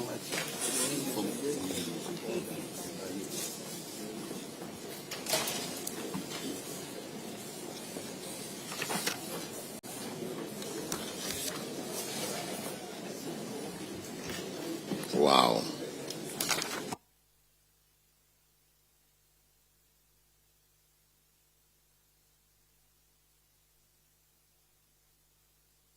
Please introduce yourself to the committee.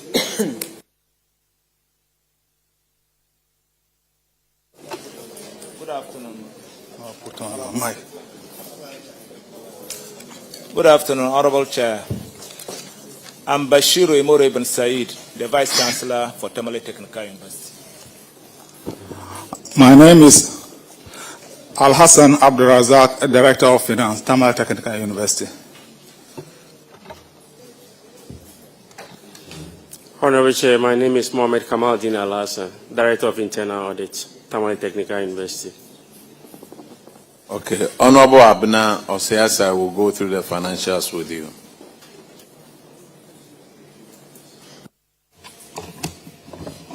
You're welcome, TTU. That too. Thank you. Yes. Prof, how long have you been there? 1 year, 4 months. 1 year, 4 months. Honorable Chair, yes. Okay. You and your team. As I the think- Vice Chancellor. As a Vice Chancellor. Yes. 1 year, 4 months. I think you've done a good job. That's why I asked. Yes. Thank you. You've done a good job. Just like my colleague said, when you come here and you have done something that is commendable, we will let you know and we'll let the whole world also know. And in that same way, when you come, and you haven't done something that is, you've done something that is not commendable, we will let the whole world know. And you moved from a surplus of 1.7 million to a surplus of 13 million. And you improved so much on your current ratio where you could cover your short-term liabilities by 2.6 times to 7.6 times. It means you are doing something right, and we ought to support you for you to build on to whatever you are doing. To go ahead and get extra staff to support the staff that is currently on government payroll. And I have also seen that you are able to raise close to 1/3 of what government gives you as IGF. And that is commendable. Government gives you 100 million, and then you raised almost 30 million from your own internally generated funds. And that is commendable. Even your project income, the project income that you received and your project expenses, you made sure you did not spend more than what you received. And that is prudence. So I don't think I have much to say, but to help, to encourage you, you're welcome. And to let you know that you have an ally in us. We want you to open up the place. And if we want to open up Temale for business, a lot will depend on what you are doing. And so keep it up. Whatever it is that you have to do to make sure you maintain and improve upon what this results that you have shown to us from the auditors, you have to do it and do it well. So for Temale, it's not just me, but your figures are speaking to what I'm saying. And so, well done. Thank you very much, Madam.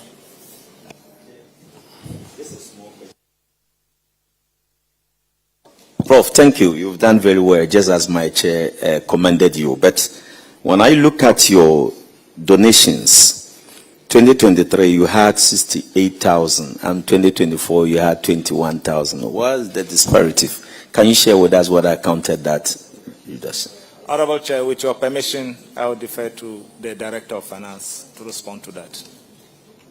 Thank you very much, Mr. Chairman. It is something that we actually do not have control over. Donations usually come from external parties who, for one or two reasons, decide to extend gratitude to us. So that aspect of inflow, we actually do not have control over it. All right. The next, the infraction is on paragraph 409, and Honorable Nasser will take care of that one. Thank you very much, Mr. Chairman. VC, congratulations. As the chairman said, you are doing well. Thank you very much. But when it comes to the donations, I think officially ask my colleague, the honorable member, to support you as well. So that next year the donations will come up. Honorable Chair, well noted. Thank you very much. VC, you are doing very well, but Your lands are being encroached. You are doing very well, but the lands are being encroached. The Dimali, the land situated at Dimali, has been encroached. And we have other ones here. But for the sake of land gas, I don't want to mention the names. But I think you have a copy. So you can speak to it for us to know how far you've gone with that for the title deeds to these lands. Thank you.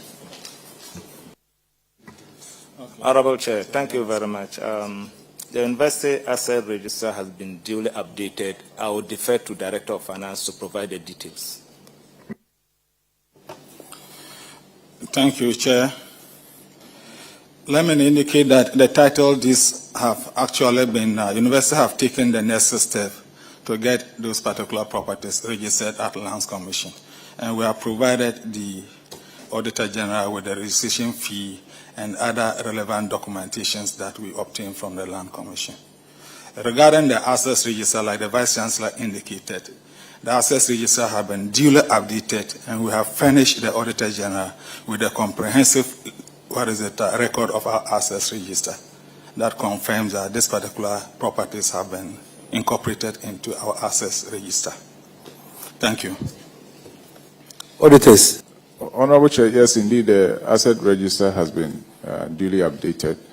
I think the main issue was for them to secure the land, which they have started something with the Lands Commission. So we hope that they can complete that for the land to be fully secured. Thank you. Chairman, I think the management of this university have been very prudent, and I have no other further question. Thank you. Thank you. All right. The next infraction is on paragraph 419, and Honorable Shirley J. will take care of that. Thank you, Honorable Chair. Tamale Technical University.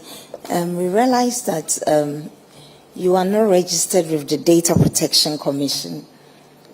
Yet you are collecting data of students and other stakeholders. Update the committee if you've complied with this. Honorable Chair, thank you very much. We fully complied with that. I will defer to the Director of Finance to provide the details.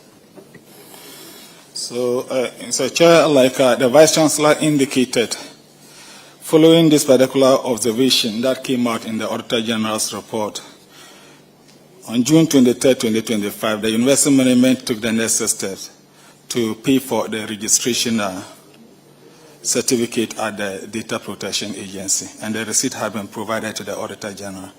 Except that after the payment, whilst we were expecting this particular certificate to be issued to us, we got another letter from the authority indicating that because of the default, we were supposed to pay a penalty for a period that the university had defaulted. That particular one too has since been paid. And we've been told that per their guidelines, it has to take a number of days before the certificate is issued. So we have furnished the Auditor General with all the relevant documents, including the payment that we have made and the correspondence that we have with the Data Protection Agency. Thank you very much. Auditors, can you please confirm this? Honorable Chair, yes, we can confirm the assertion that he made. Thank you. Tamale. Tamale. Deserve commendation. Well done. Thank you. Tamale Technical University, you've done very well. Thank you. You are discharged. Now Thank you very much. All right. Let's call Dr. Hila Leman, Technical University.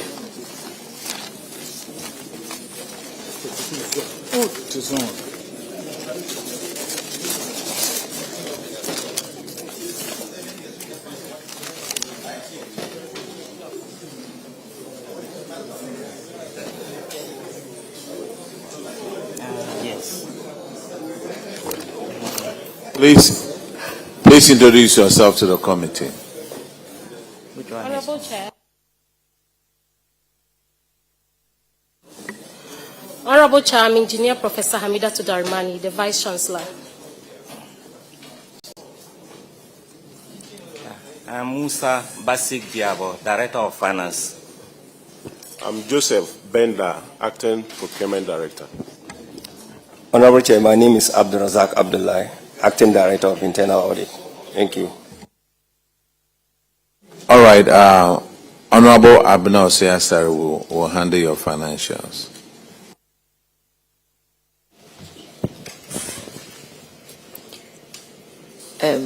Dr. Hela Liman Technical University. Yeah, I also see some positives at your end. I noticed that in 2024, you turned a deficit situation in 2023 to a positive. You had a deficit of 1.2 million Ghana cedis in 2023 and a surplus of 1.4 million Ghana cedis in 2024. And I also see your employees' compensation. Let me admit that this is the first time I'm seeing a compensation fit within a government subvention. All the others that have appeared before us, their compensation is always over and above government subvention. But this one sits within. And Madam, are you the one? Professor, you mentioned your name, Professor. Hamida Yes. Hamida Tudarimani. Okay. Professor, we found a university that is living within the allocated government subvention. Thank you, Prof. And clearly your current ratio also tells us that there's been abilities by just 50%. But then in 2024, you can cover it about 1.2 times.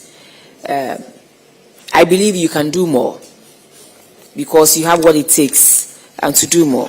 What I will encourage you to do is to work on your IGF. Your IGF is very, very low.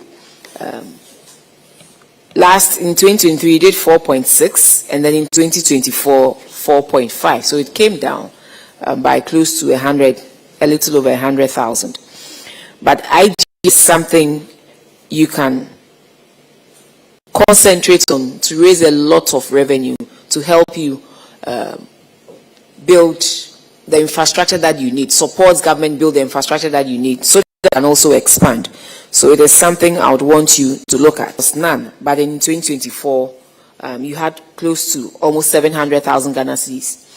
I want you to maintain that and do everything possible to always get in some grants to augment what government and your IGF is also giving you, and to make sure that you live within and maintain the profits that you've had in 2024 and replicate it in the years and the other years that you have before you. I'm okay with Dr. Hela Liman, and well done. Thank you, Honorable. Consumption of goods and services, and to make sure that you live within and maintain the profits that you've had in 2024 and replicate it in the years and the other years that you have before you. I'm okay with Dr. Hela Liman, and well done. Thank you, Honorable Chair. Now let's go to the management issues, and Honorable Frankie Abua will take. Dr. Hela Liman, well, welcome once again. 6 officers of yours were wrongfully paid office holding allowances amounting to 196,393.15 Ghana cedis.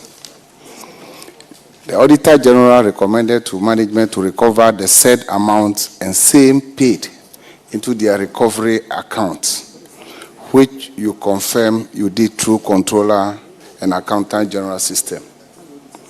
But for Sebastian Dagwa, he was underpaid entertainment and responsibility allowances and was overpaid fuel allowances as well. GTEC therefore asks for correction and not refund. But the Auditor General did not get the relevant documents for confirmation. How far have you gone about that? The Finance Director will then take that. Thank you. Thank you, Honorable Chair. When the request was made, we completed the necessary input forms and submitted to GTEC for the correction, which was done. Unfortunately, we did not pick his pay slip to confirm, to submit as confirmation, but he's now on his rightful allowances. Thank you. What accounted for the delay in providing the necessary documents to the Auditor General? Honorable Chair, I will just say this one is a fault on our side. Actually, I did not know we're supposed to send that as an evidence to them. Pardon me for that. Thank you, Chair. They cited you. You mean auditors cited you, right? No, sir. Oh, okay. All right. Let's go to the next paragraph. 443 by Honorable Frank Yeboah. Thank you, Mr. Chairman. It relates to unearned allowance of 34,900 was given an appointment for a year, and after the tenure, you continue to pay him to the tune of 10,986. There's another person here, the registrar of the university, Mr.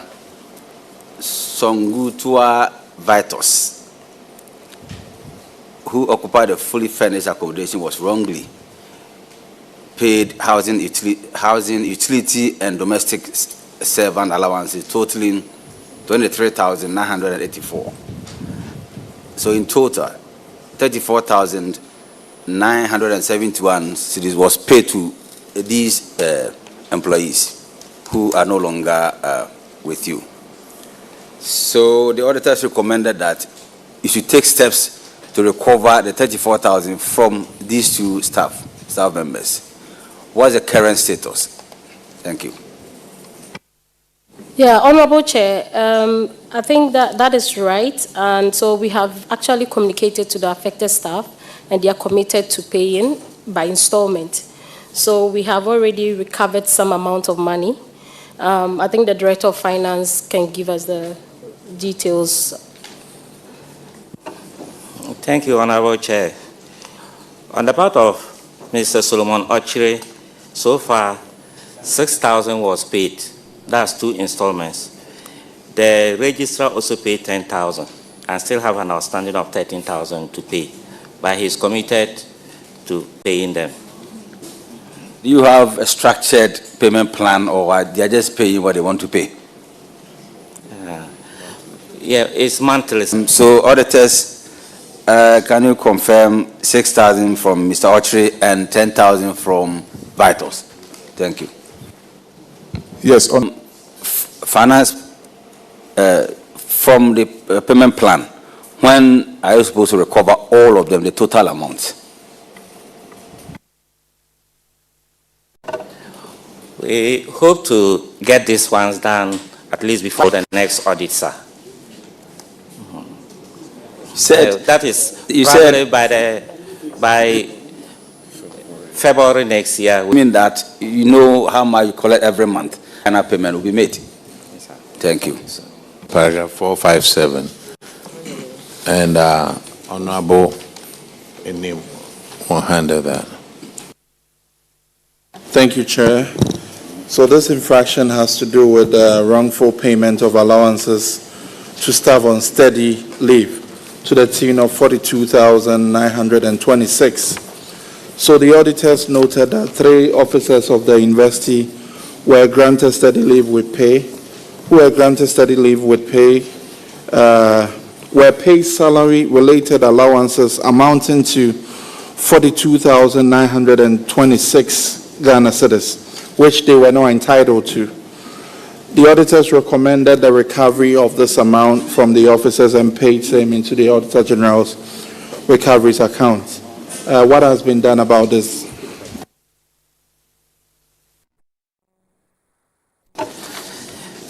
Thank you, Honorable Chair.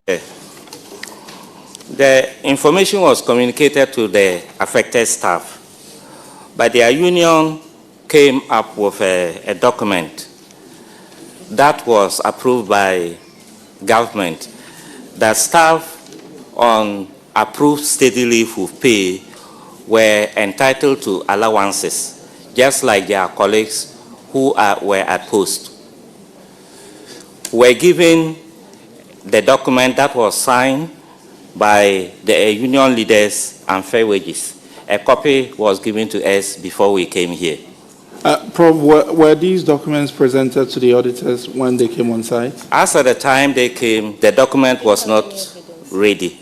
They told us they were communicating to their national executive to furnish them with that document. And when it was brought, they gave us a copy. So, has it been presented to them prior to your coming here today? No, please, sir. Why? Because you knew you had been cited for this. You had been presented with documentation on this. And you keep these documents until you appear here. Sorry, sir. It was presented, sir. It was presented. Just can you confirm if you have cited these documents? We refer to it as yes, Honorable Chair, we've gotten the document.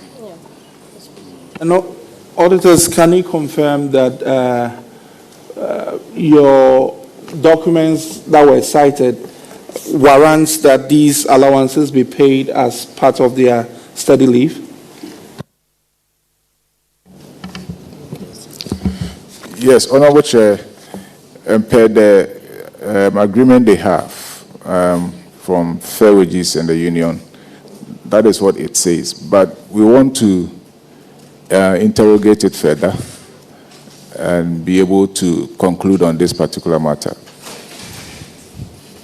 So do I take it that this infraction still stands?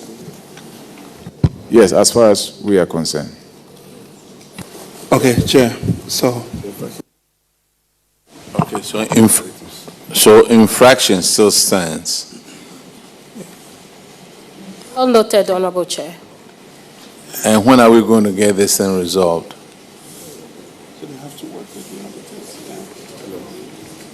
We'll liaise with the auditors and make sure we clarify it. And if they have to still pay, then we'll find a way out. Okay. But as it stands now, they have a written agreement, agreed by fair wages. So we'll just follow that up too. So we'll liaise with the auditors. Thank you. auditors, can you provide a timeline for which you will be able to resolve this issue with the university?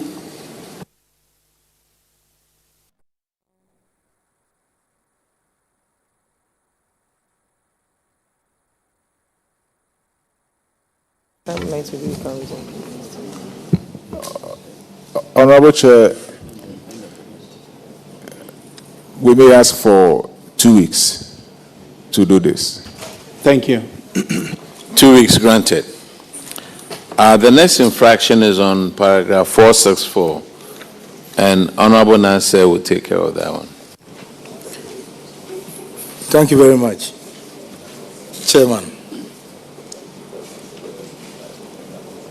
This Honorable Chair, yeah. This is about staff who, because of the grades they were on. Sure. So the state lost over 100,000 Ghana cedis. Please, I would like to find out, have you been able to recover these amounts from these individuals? Thank you. The Director of Finance will take this. Thank you, Honorable Chair.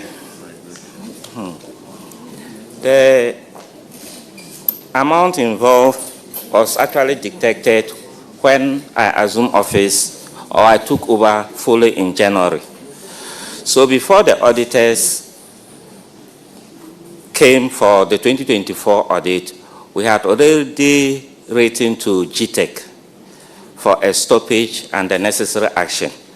So in February, a letter went to GTEC. In March, GTEC also wrote to controller, and controller effected the stoppage, and per what controller communicated to us was the issue started from 2021. So they did a retronet dating back to 2021. And that is the stage of action that was taken so far.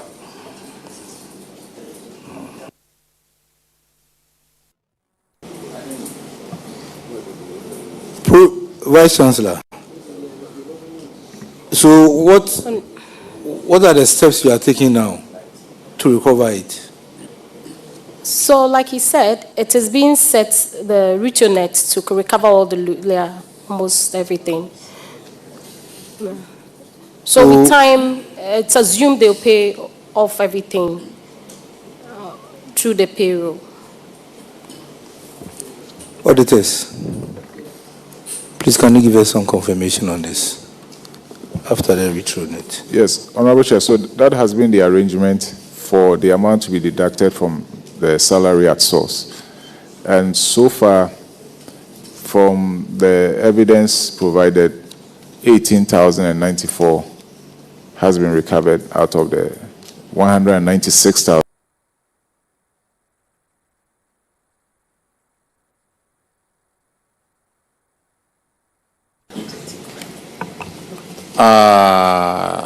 Dr. Hila Leman, the next infraction is a paragraph 470, failure to recover judgment debt. Someone sued the university, you won an appeal, and you were supposed to collect 55,000 judgment debt award, but you haven't collected it yet. What has happened to it? So the director will take it. We've taken some steps to recover that. Is what?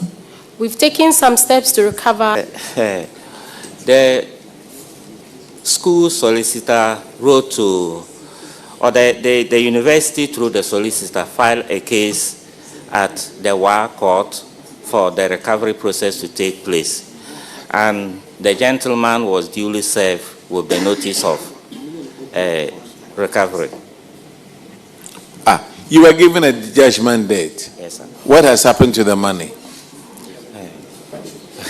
We are yet to, okay. So the court is now with a different university. And so we really want to pass through the court to collect it for us. And how long is that taking you?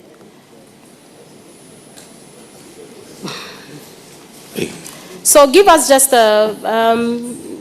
3 more months. We will follow him because the guy in question has taken us back to court. So it's a very dicey thing, but we will follow up. Madam, we'll follow when up. This year. When? 2024. This year, 2024. Last year, 2024, sorry. 2024, what month? May. 7th May 2024. So May 2024. And you haven't made any effort to go and collect this amount? We have. What evidence do you have that you made the effort to collect the money? That's very registered kind of thing. And the letters. The letters are attached, right? It wasn't attached. Yeah. Unfortunately, we don't have the letter here, but we really have made some efforts. Maybe we plead that if you give us some 3 more months, we would follow up and make sure we collect the money. Madam, May of 2024. Now we are in November of 2025. If all those months you couldn't collect it, you mean to tell this committee that 3 months you'll be able to collect this amount? We will intensify our efforts. No. It's not about intensifying your efforts. You had about 18 months. You couldn't collect it. Because from your answer, I'll make a ruling. Okay. And you'll be stuck with it.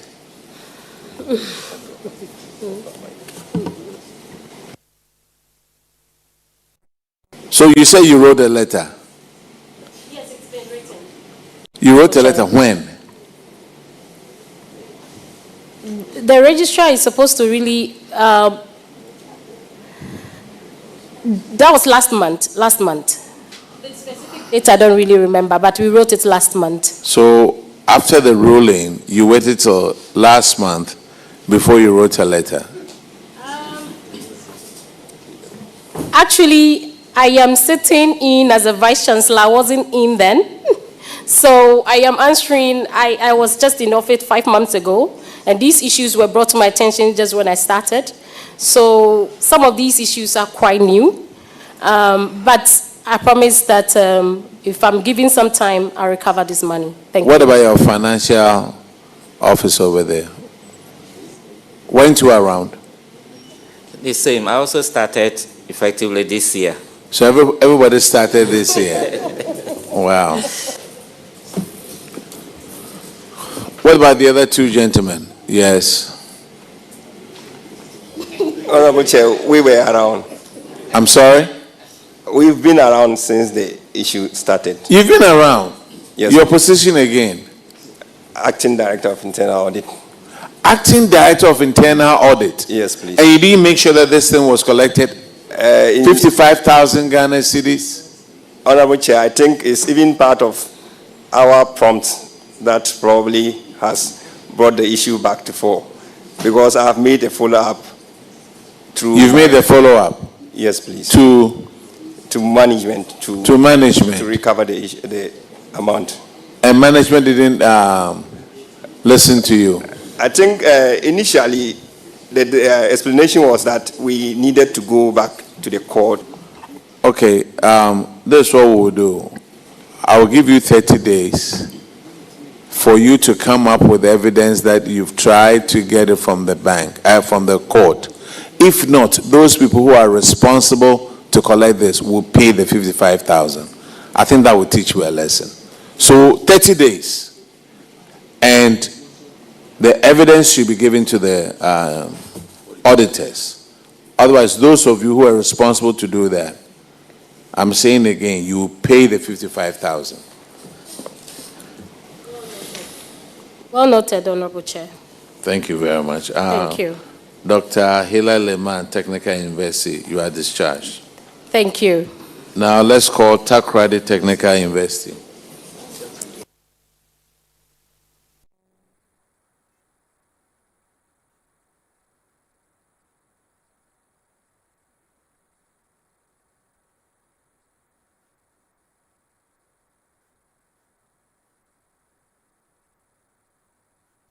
Please, did you guys take the oath? You did.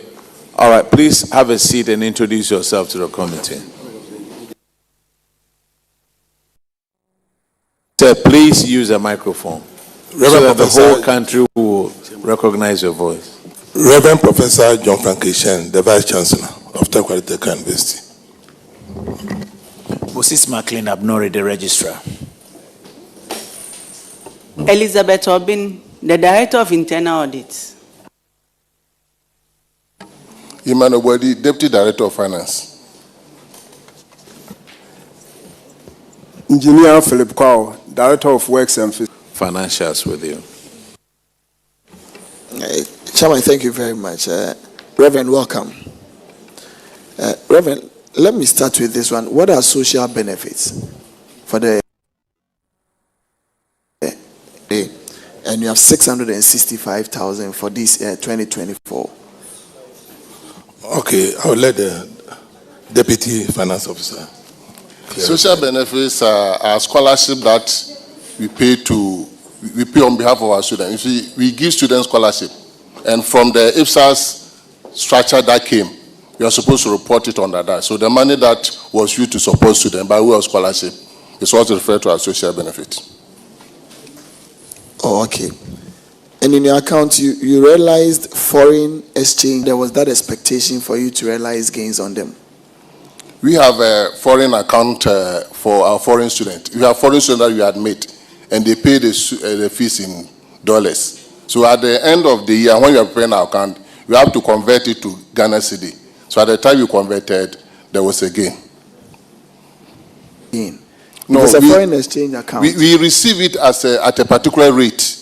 And when the rate went up, there was when you converted, we had more compared to when we received the money. Oh, and you realize that as gains? Yes, it's a gain. That's Why? how it's treated in accounts. Because if it's a dollar account, it remains in the dollar. Yes. When you realize it and you would want to convert into cedi, the amount of money that you realize then becomes a total revenue into whatever you'd want to transact with.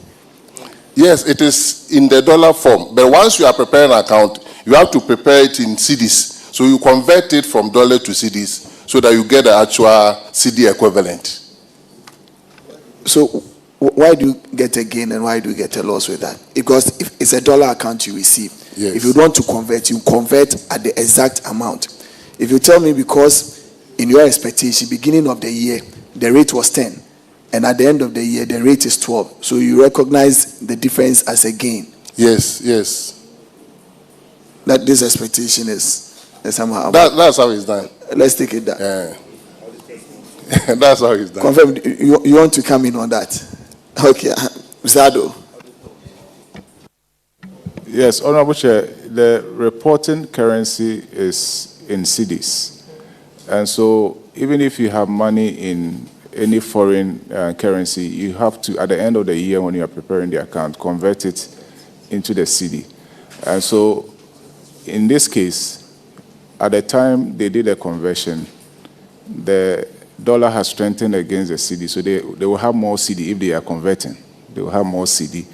And so because of that, it is a gain to them. It is more or less like they are getting more in terms of cedi if they were to change the money into cedi. And so getting it into the cedi, they are going to get more. So it's a gain to them. And they would have to report it as such in their accounts. Mr. Andrew, thank you. But however, you see, my challenge was, with what benchmark are you trying to do that? And that is the only thing. It's just a total revenue that ought to have been included either in their academic fees or what. But however, we'll take it like that because you don't know where you are benchmarking from. So let's keep it that way. Your consumption of PPEs, that is your depreciation and amortization, reduced drastically from 5 million to 807,000. Is it that you've disposed of so many that there were no depreciation attached to those ones? Or what accounted for that? Because this is a huge reduction in terms of your amortization and depreciation. Thank you, Mr. Chairman. Prior to 2023, you were prepared an account based on cash basis. Now, when 2023 were asked to convert to IFSAS, you have to revalue all the assets. And when they revalued, the figure became huge. So when we applied the depreciation rate, it gave us the 5 billion. In 2024, we didn't acquire much assets. That's why the value came down. Oh, okay. And probably my last one would be on your compensation of employees. You increased about 25%, and that is on the expenditure side. However, at the same time, your government subventions and grants that would compensate for employees also increased. Why the two disparities? Is it that the first one, in terms of the expenditure line item, whether you were taking on more casual workers, and the second one, in terms of government subvention, or in terms of promotions, and maybe upscale of staffs that you already had? Thank you, Chairman. The compensation you have here, you have two types. That one from the government, which is made up of the salaries that is due staff as a result of their condition of service. We also have recruited the casual workers to help us and part-time lecturers as well. And last year too, we were giving some financial grant to make recruitment. That's account for the difference. Your current assets are increasing. That is your hold on cash and cash equivalents. Yes. Probably may include your short-term investment and the rest. Is increasing. But when you look at your investment income, it halved. What is accounting for that? 4 Yes. million, you ended up at 2.8. Yes. If you look at the location of our institution and the type of student that we get, they hardly pay their fees in full. And we realized that it was becoming very difficult for them. So management decided to allow them to pay the fees in installment. And as and when the money comes in, we make investment. And the fees that we get is usually made up of two, first semester and second semester. So the second semester that we receive, that we don't use immediately, they are usually invested. So in this year, in the year 2024, the students were not paying fees. That's why we couldn't get much for the needed investment. You said they were not paying fees. Yes, because of the nature of the student we get, they don't pay school fees in full. So we give them permission to pay it in installment. And it is when the school fees come in abundance that we have the surplus to invest for second semester. But once the money, they were not paying the fees, we couldn't get enough to invest, hence the reduction in the investment income. Director, have you looked at your academic fees and other charges? That increased. Your cash and cash equivalents, your current assets also increased. Yes. Are you telling me they all came at the latter part of the year, such that the investment income for that specific year would have been lower? Or is it that they were not paying? It is possible it came at the end of the year. So investing them will not yield enough returns. But if you give the explanation you are giving, and if you look at these two line items, for me, it will not answer it financially. Because your fees has increased per the statement, 42 to 47. Your cash and cash equivalent, 22 to 27. All of these are increments. So in any way, wherever you put them, yes. And your liabilities are also increasing. It means you are not paying them. So it means you are having more cash. And your investment incomes are also reducing. So if you put all of these things together, the answer that you give me would be a bit short of it. I'm telling you nothing but the truth.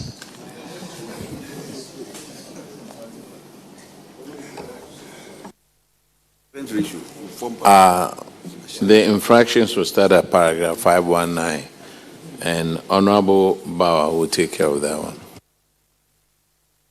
Thank you, Chairman. And the infraction relates to unserved bond. If I may ask, where is Mr. Bright Odro? Mr. Chairman, Mr. Bright Odro is in Canada now.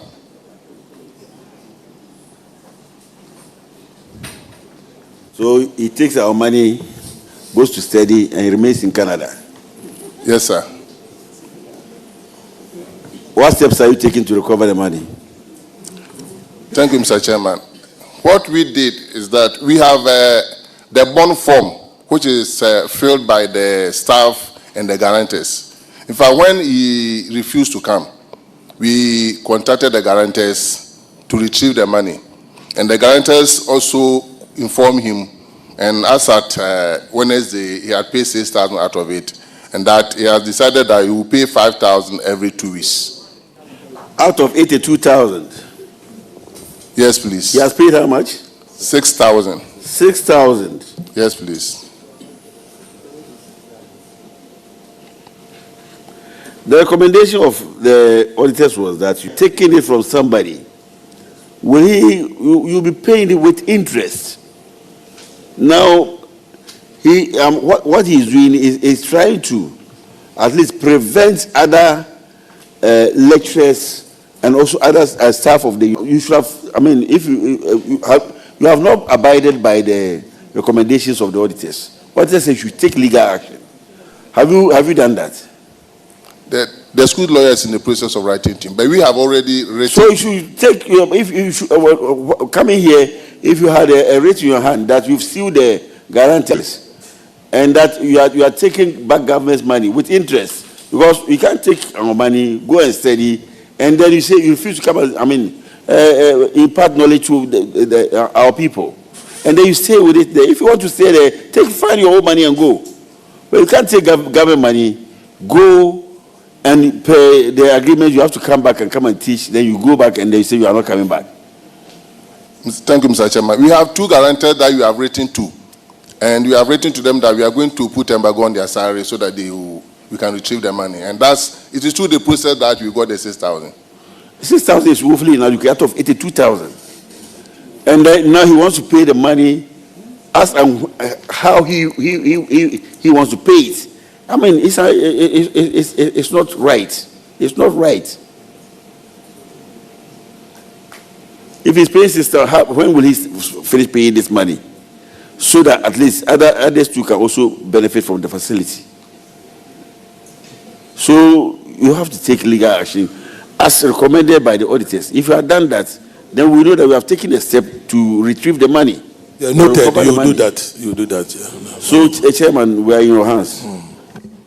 But you see, it's interesting.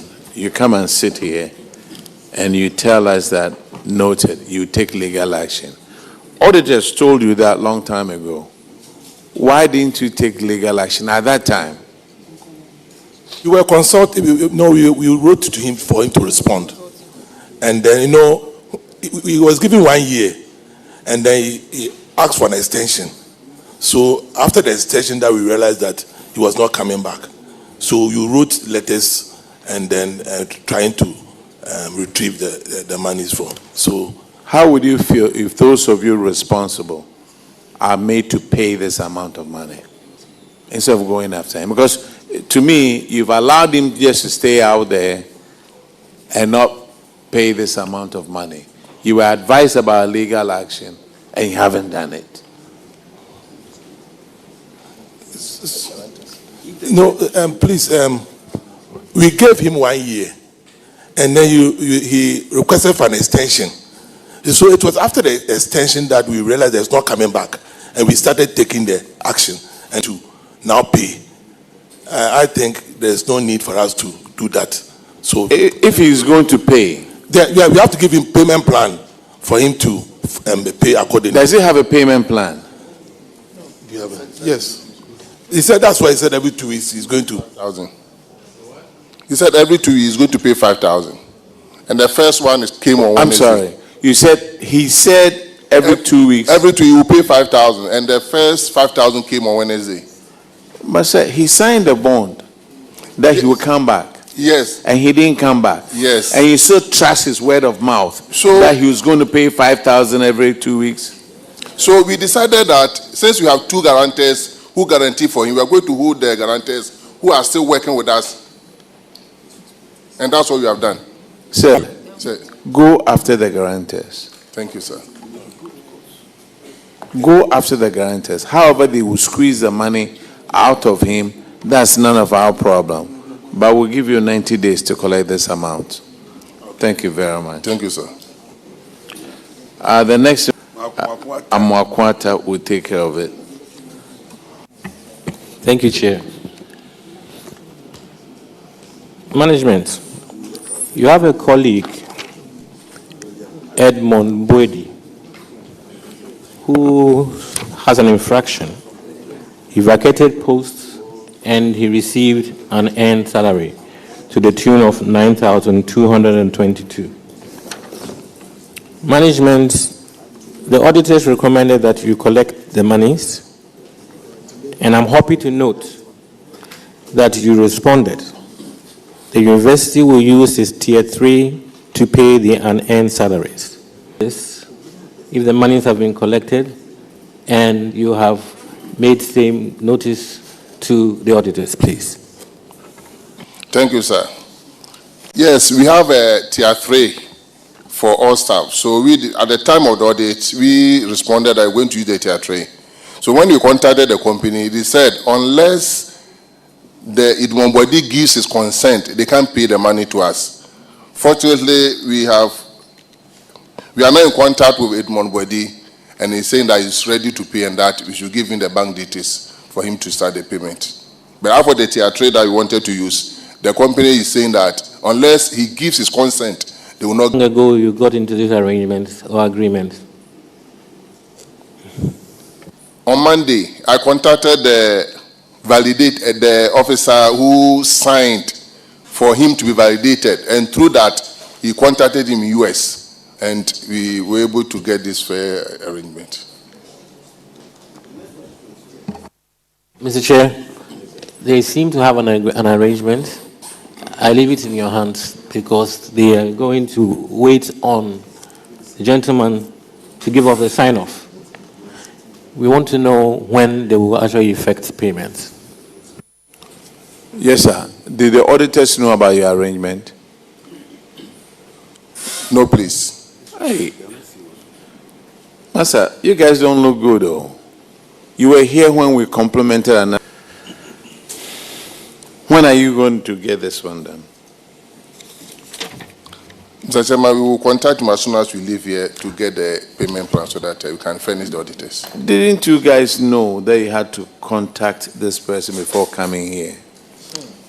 We were not getting him, because he's outside, all his numbers were not going through. Fortunately, through somebody else, we were able to get his number.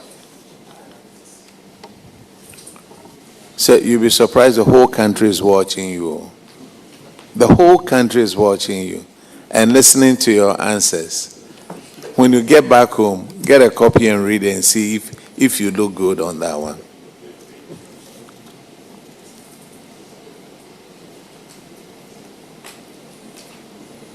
Now, your response was the investor will use his Tier 3 to pay the unearned salary. Have you done that?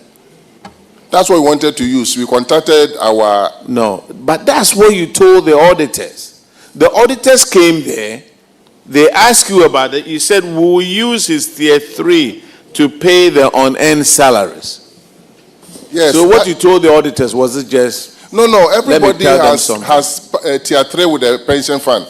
So in the case like this, we fall on them. But they told us that legally, before they can release the money to us, the staff should give consent before. Okay. So we will use that process to force him to write to us so that we can retrieve the money. Sir, I'm giving you 30 days to retrieve this amount. Thank you. If not, whoever is responsible will pay from his or her own pocket. It's just that simple. Thank you, sir. Aban Sika, we won't let it go like that. The next infraction is on paragraph 529, and Honorable Ahinkwa will take care of that one. Thank you, Chairman. Chairman, this infraction is on delay projects. The auditors noted that two contracts were given, two separate contracts were given for the construction of lecture theaters and then an administration block to the tune of 54,522,988.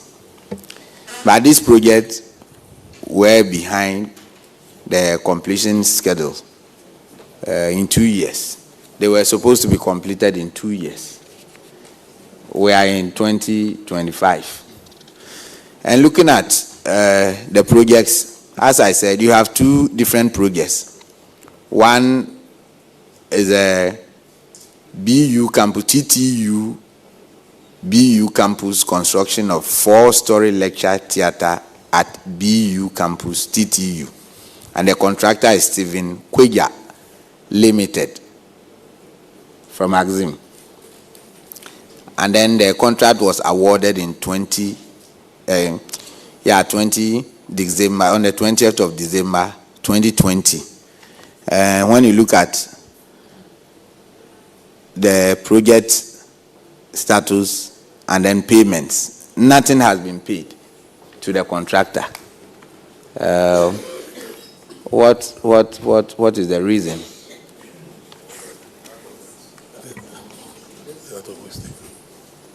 So take us through. Debt fund project. One, we have not received any payment. Yet the contractor is still working.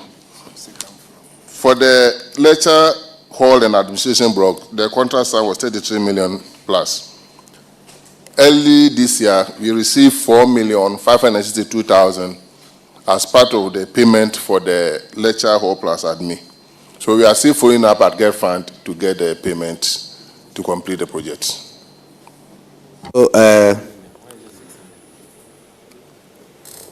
the second project is the construction of a lecture theatre and then renovation of an administration block. Yes, please. Some payments have been made. Yes, please. That is 4.5 million. Yeah, 4.5 million. So, which one is that amount catering for?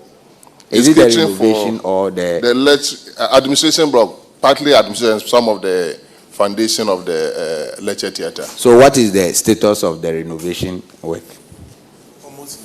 The renovation where they've done substantial and we are in it. Left with a small area to complete. So all these are funded by Get Fund? Get Fund, sir. Yes, sir. Okay. So what are you doing? Since you are claiming the payment is, the delay in the payment is the fault of Get Fund, have you taken any practical steps to get the money paid?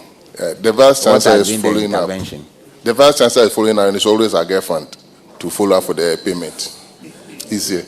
Yes, I think the contractor is on the second floor of the 4th story.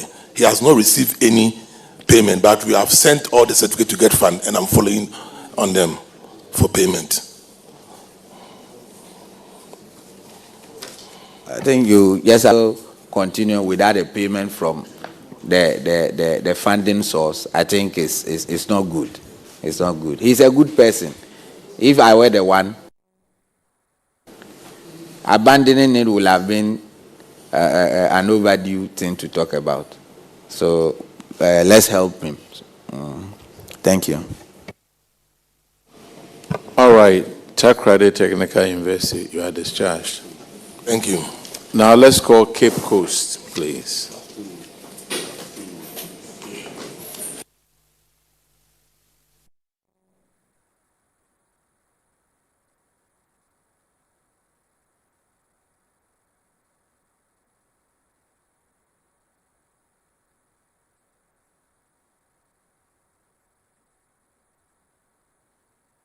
Please introduce yourself to the committee. My name is Professor Kweku Boachi, the Vice Chancellor. Dr. Anthony Hecklus Texan, the Registrar. Stephen Ayambila Tianere, Director of Internal Audit. Kwabno Usu, Director of Finance.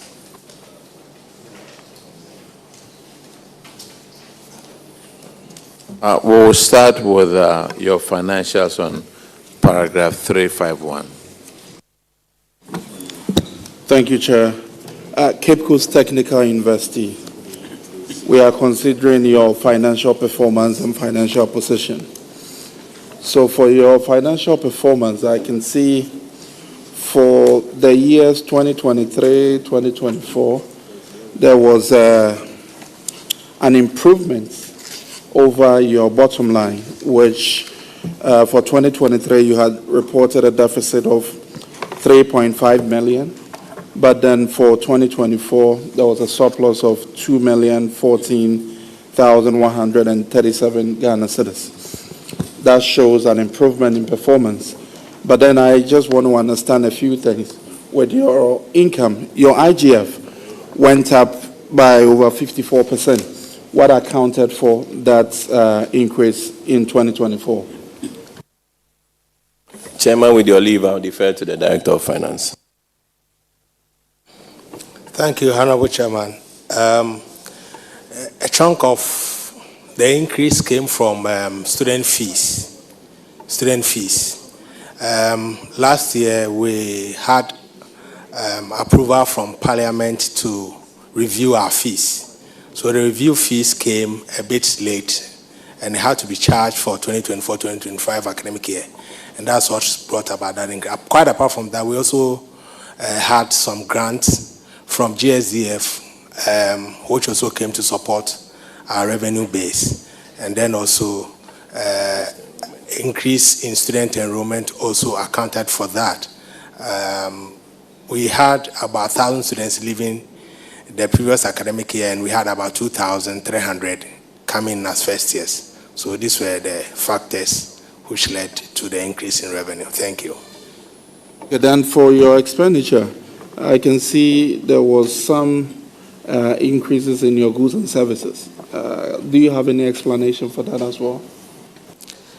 Thank you, Mr. Chairman. So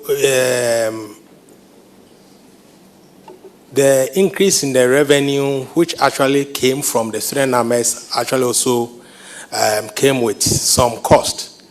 For example, because for examination, printing and stationery and all that, which are related to, so fundamentally, we could see that the examination cost increased about 1.5 million Ghana cedis. And that's where it's... On your financial position, I can see for 2023, your ratios were not good at able to meet your short-term liabilities. What assurance do you give to the committee that you will be able to improve? Thank you, Mr. Chairman. We are trying our best to actually ensure that we minimize or reduce our liabilities, current liabilities, and then also improve our current assets in terms of our mobilization. So we're hoping that 2025 we'll be able to come out of the woods so that we'll have a favorable current ratio. Thank you. Oh, because we are in November, so... Yes, it's looking... All right, the infraction is on paragraph 360, and Honorable Bauer will take care of that one. Thank you, Chairman. And the third infraction is is a payroll irregularity. 2 members of staff of your school vacated posts in February, or they separated from your institution, but you still pay them for that month, from February to May. The 2 staff earned an salary of 130 to the affected persons, David Mensah and Patrick Fiati, each 66. David Mensah was 66,337 Ghana cedis, and then Patrick Fiati was 64,238. So the recommendation was that you should collect this money and then pay same to the Auditor General's recovery account. How have you done that?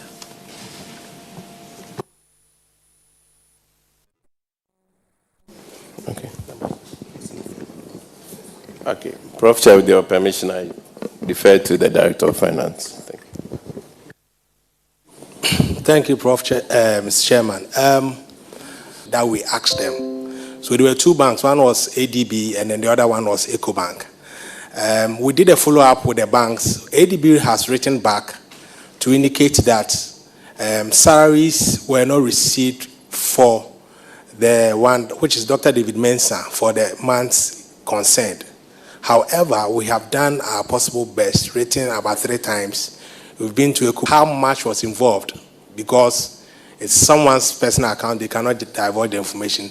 We have given them all that information, but still, they are hoping that we'll get the information from them and then bring a finality to it. Thank you. Director of Finance, you could see everybody on the table just shaking their heads. You've taken no action. The recommendation was that you should recover the money and pay same to the Auditor General's recovery account. 363. We recommend to management to recover the total and earned salaries of 130,575.20 Ghana cedis from the affected former employees and pay same into the Auditor General's recovery account at the Bank of Ghana, and the account number has been stated. Now, what you are telling us is different from the recommendation of the auditors. It means that no action has been taken on this recommendation.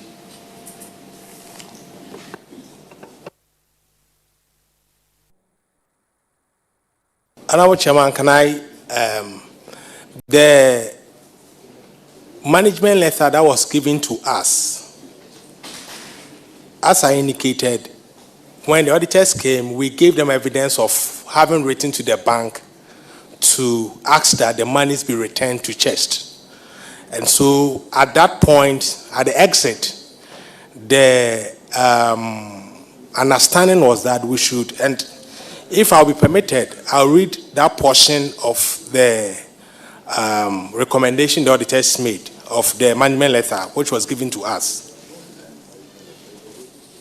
Sir, the management letter, whatever they write in the management letter, they give you what, 30 days to comply to it? Not so. Yes, we did. When you don't comply to what is in the management letter, what they write later on in the report is different. You are the finance director, right? Yes, yes. I'm sure you have a PFM regulations on your desk. Yes, I do. Okay, and I hope you read it. Because look, the management letter you are going to write, that was between you and the auditors. You didn't comply within 30 days. Who validated these people? Our staff. Chair, with your permission, let me read the Regulation 92 of the PFM Regulations 2 to them. It says that the principal spending officer of a covered entity shall ensure the immediate stoppage of payment of salary to public servants and notify the Comptroller and Accountant General on the death, conviction and sentence to imprisonment, dismissal, or relief of post, leave without pay, vacation of post, and resignation, or retirement of an employee. It further states that the head of the covered entity shall take the necessary action to retrieve any and any compensation occasioned by any of the occurrences listed above. So that was why the auditors said you should recover the money. So if you haven't recovered the money until now, Chair, we're in your hands. It's like they didn't take the recommendation of the Auditor General serious. So we're in your hands, whatever you say. This is Cape Coast Technical University.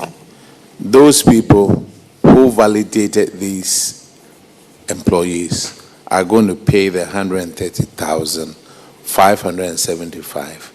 I'm giving you 60 days to pay this amount.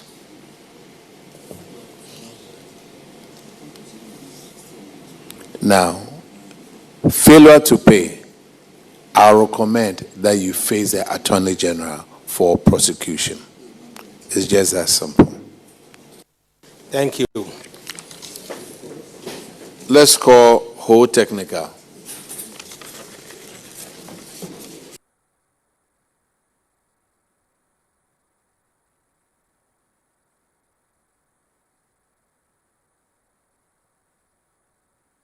Please.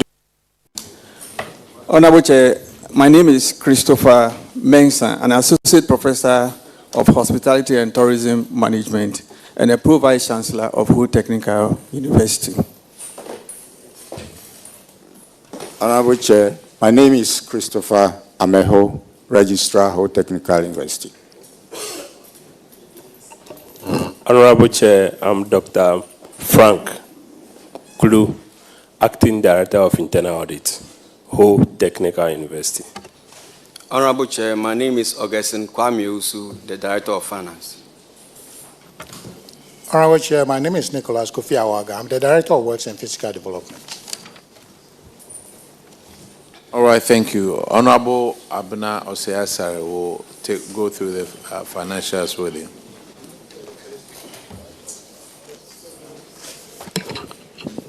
Thank you.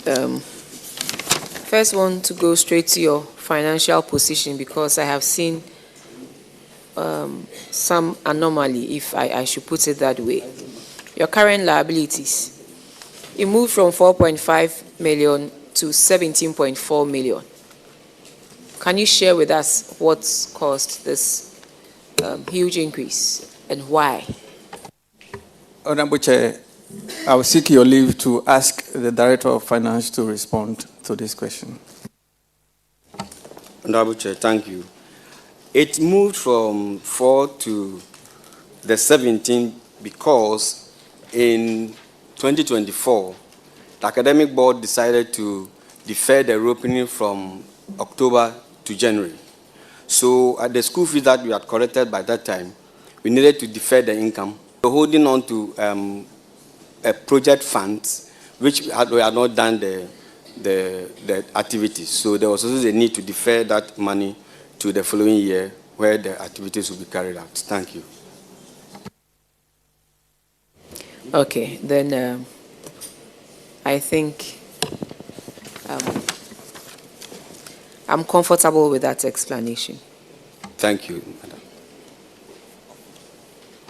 But I want to find out from you what happened such that your expenditure moved from 98.5 million in 2023 to 135 million in 2024.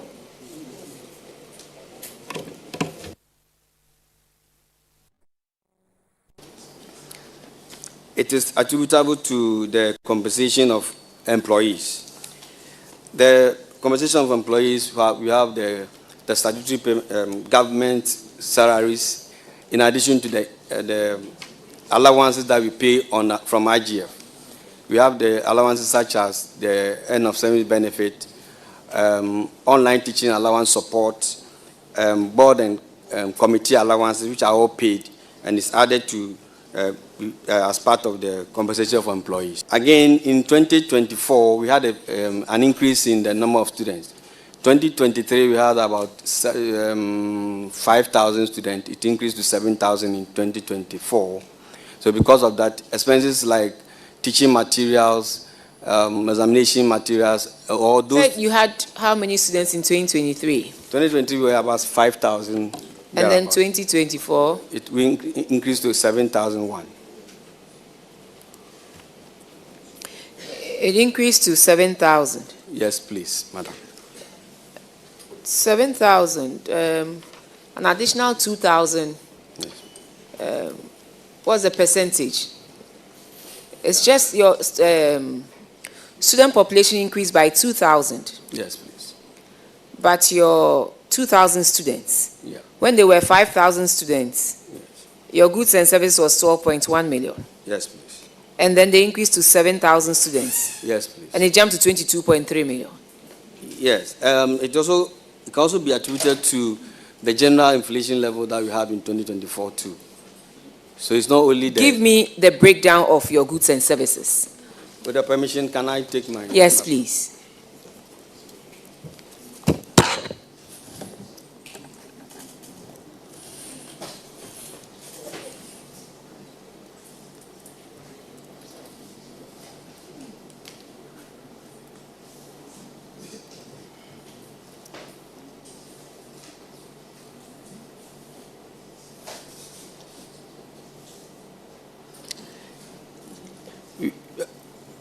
Yes, can I proceed? Yes, please. We have materials and offices consumables, 3.8 million, as against 2.1 in 2023. Utilities, we have 3 million, as against 1.7 in 2023. Then rental and leases, 547,000, as against 532 in 2023. Transport, travel and transport, we have 4.3 million, compared to 2.5 in 2023. Then repair and maintenance, 2.4 against 1 million in 2023. Training and seminar conferences, 1.7 to 906,000 in 2023. Then special services, which has another breakdown, 5.1 to 2.7 million. So with 5,000 students, moved from 12 million to 22.3 million. Madam, I've attributed it to two things. One, because of the numbers, certain figures also changed. Certain expenses went up. Then the general inflation level too has influence on all the expenditure that we... Yes, the general inflation level in 2022, it was around 54.7. In 2024, it came down to 23%. So when you tell me the general inflation level, respectfully, where? I just want to know where. Because you see, you're telling us that your student population went up by 2,000. And that 2,000 with all the other equally important things that you needed to purchase for the rise in the student numbers. saw your goods and services increasing by an additional 10 million. Yes. But then when you mentioned the items, Yes. you check your transport, you check your training and you mentioned training and something. Yep. You see the huge difference. Yes. So I'm asking you, when inflation was 54%, and it was coming down in 2023, you did 12.1 million. And then in 2024, when it was around 23%, it rather went up. That's an inverse relationship. Madam, the average for the year is what maybe you are talking about. But you started on a very high note at the beginning of the year. Share it with me. In January 2024, what was the rate? Please, madam, I don't have the figures. Sorry. You don't have the figures yet. Yes. You are using About the inflation, but I also said that the student numbers went up. the students' numbers went up by an additional 2,000. Yes. And going up by 2,000 shouldn't warrant an almost 100% increase in your goods and services.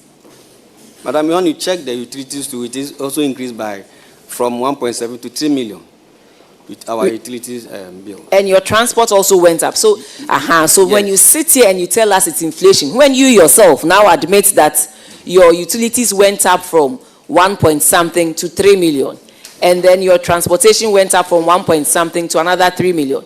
So when you make that analogy, don't try and come and play politics here. Madam, you I'm not speak to playing the politics. facts. Yes. And what I'm saying is that your student numbers went up by 2,000. Yep. Your goods and services has gone up by an additional 10. Numbers came down substantially from 2023. And in 2023, where it was even up, you did 12 million with 5,000 students. And it's gone up to 7,000 students, I understand. But the rate at which your goods and services has increased, it far outweighs, one, the number of students, and the rate of inflation you claim was the cause of this. Today, you think you can explain it away. Inflation is 8%. Next year you come, you say inflation again, the whole world will be watching you. This is the most expensive beans I've ever bought. And it goes for 100 cedis. From Shakomako. I also see specialized expenses here. Can you share with me what specialized expenses is from your end? I have a schedule I have to refer to, madam. There's a schedule to it I will share with you.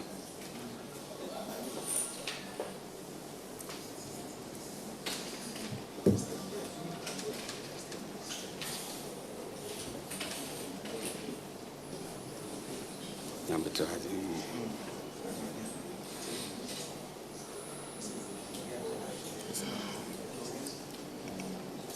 Madam, with your permission, can I mention them? Teaching and examination cost, 1.96 million, as against 1 million.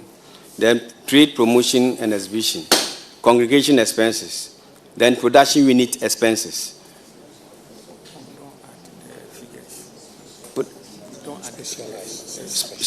Yes, specialized is what I Your specialized expenses confirm is that that is what you have here as specialized accounts. But the breakdown you have given me is way above that. Yes, Honorable Chair, it is exactly from a different note. 4,567. Contributions, 80,822. Special operations, 331,857. And scholarship and bursaries, 88,545. So when you put all together, you get 834,000. Thank you very much. So can you speak to that? What you gave to the auditors based on that, they use it to prepare your financial performance. So if you can speak to that one and break it down, I have a few questions on that one. Madam, sorry, I was reading from special services. I'm sorry.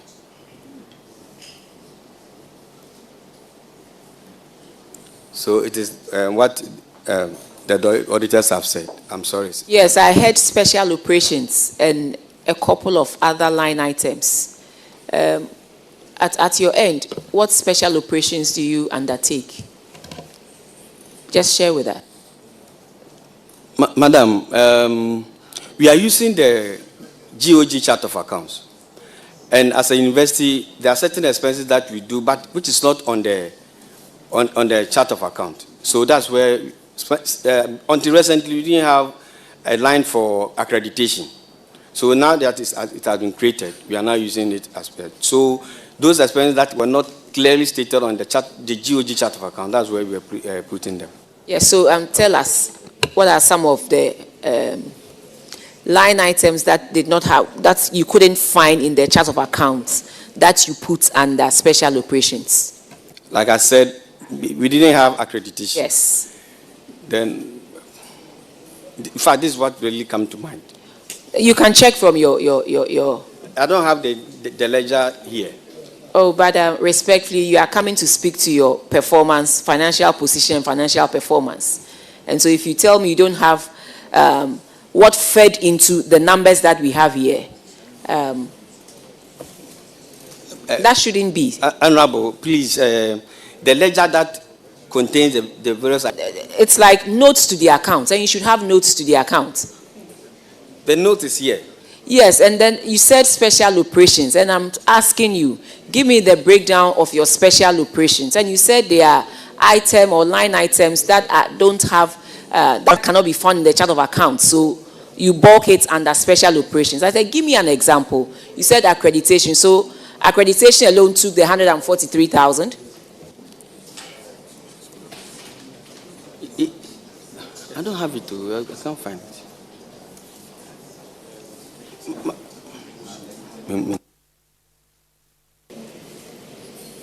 Prof, please, can you tell us something? Honorable Chair, thank you very much. As he mentioned, accreditation constitutes a greater proportion of the expenditure when it comes to the special operations. If you allow us, he will do a further consultation in the laptop and provide the fine details as to what constitutes the special operations in terms of the breakdown. Thank you. Okay, so you will furnish us with that. He also mentioned, can you please go over those items? And he mentioned one item that I find I would want further and better particulars on that. If you don't have it, we can ask the auditors to go over again. Right, so, Honorable Chair, we have insurance and compensation, which is 145,000. Yes, that's it. Okay. I think that was my concern, insurance and compensation. I thought compensation already had a line item in the expenditure. And so why do you put compensation again under specialized expenses? What kind of compensation is this? Please, madam, the chart of accounts has that account head item. But what is actually there is for the insurance on our transports, insurance for the students when we admit them, we do insurance for them. All these things put together constitute the insurance. So it's not compensation for employees. You explained why your current liabilities shot from 4.5 to 17.4, and clearly that has affected your current ratio, such that it's come down from where you could pay your short-term liabilities by 2.6 times to 1.4. And so you need to take steps to improve upon your current ratio. But I hope that moving forward, this looks like more of a one-off item, and that wouldn't affect your current liabilities to that tune again to affect your current ratio. Well taken, madam. Ranking, I'm done. Thank you very much. The next infraction is on paragraph 487, and Honorable Ahenkwa will take care of that one. Thank you, Chairman. Chairman, this infraction is on overdue national health insurance claims to a tune of 148 1,000 Ghana cedis. The auditors discovered that health insurance is owing the university to a tune of 148,000 in respect of overdue claims for services rendered by the university clinic as at 31st December 2024. The details are provided in table 66, and this comes to a tune of 27,000 and 3,358 was rejected, and non-payment was made. You didn't receive anything. You submitted this, they rejected 3,000 out of it, and yet nothing was paid to the university. Then in June 2023, you submitted claims of 153,106. You received 104,000 out of that. 6,000 plus was also rejected. Then January to December 2024, you submitted 671,955. 905, please. And then 550,000 was paid. Come to the non-payments. My concern here, I've observed a trend. The rejected claims are doubling to a point that the last one, it is even 6 times the initial claim that was rejected. What is not being done properly that is contributing to? So what is the cause of this trend, this worrying trend? Thank you, Honorable Chair. The claims officer who was doing it needed some training, because we also the claims to National Health in him, a committee who on the internal control systems and also improve on the processes that it goes through before we send the bills to National Health Insurance. Otherwise happen as this to leave you off the hook. Oh no, please. This to leave you off the hook. Oh no, please. Are you sure? It's something that management. Are you sure? It's something that management realized, and we have worked on it. And the claims have also jumped. Claims have also jumped. Is it also the inefficient? We are getting more patients now. The inefficient. We are getting more patients now. The 148,000 to it has been cleared. Yes, please. Okay. I have a bank statement to show. That. Auditors. Auditors.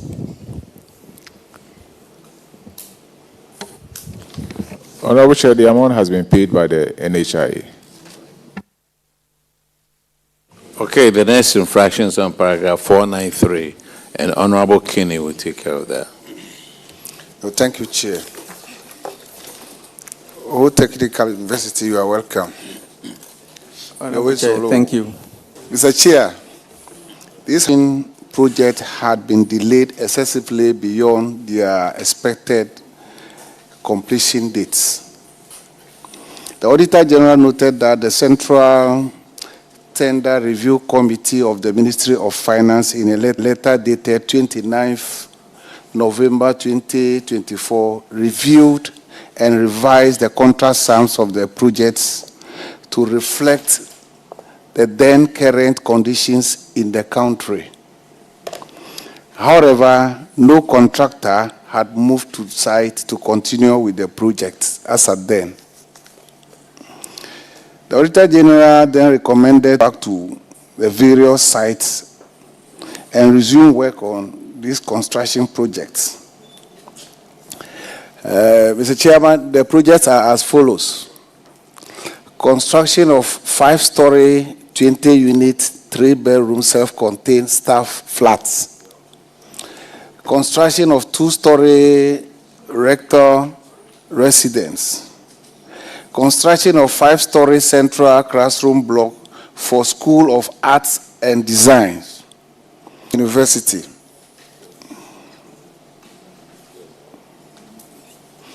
Management also promised that they were going to hold a meeting with the contractors to ensure that they move to site in 2 weeks. I want to know how far you have gone about that project. With your leave. Thank you, Honorable Chair. It is true, but it's also true that the contractors are back to site.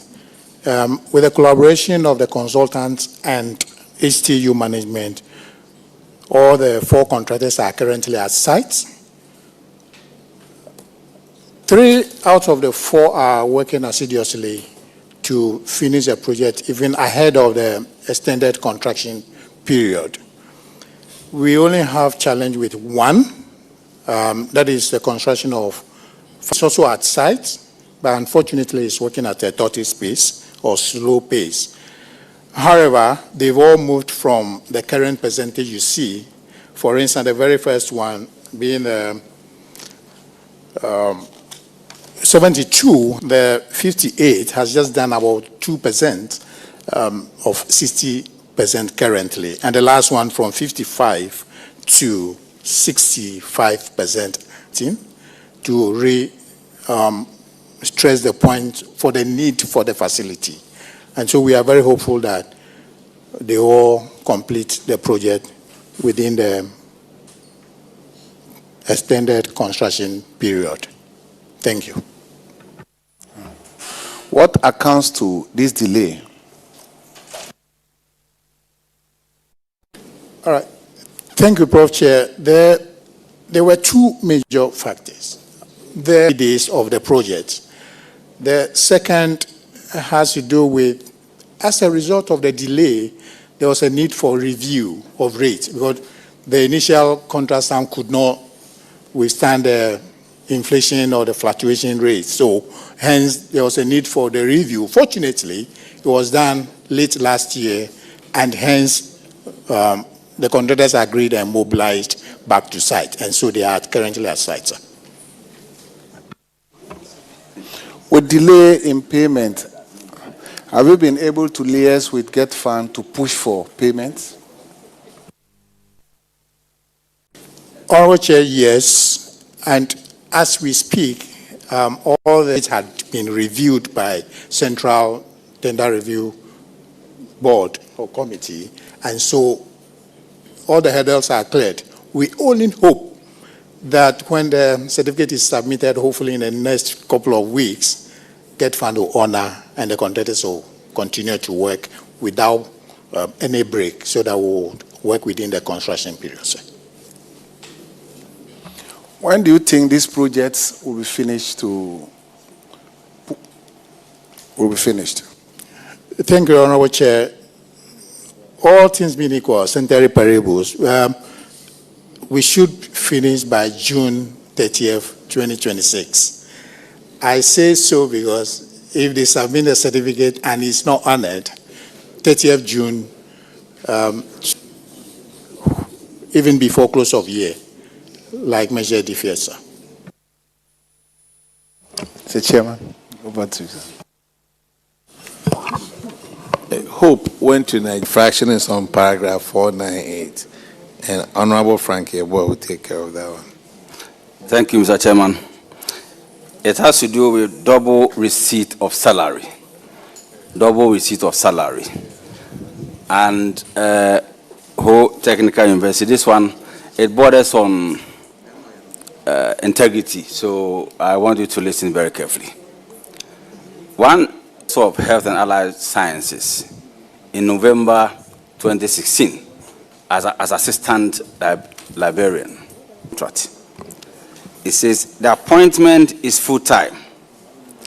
Any additional occupation or employment outside the university can be accepted only with the prior permission of the Vice Chancellor acting on behalf of the Council.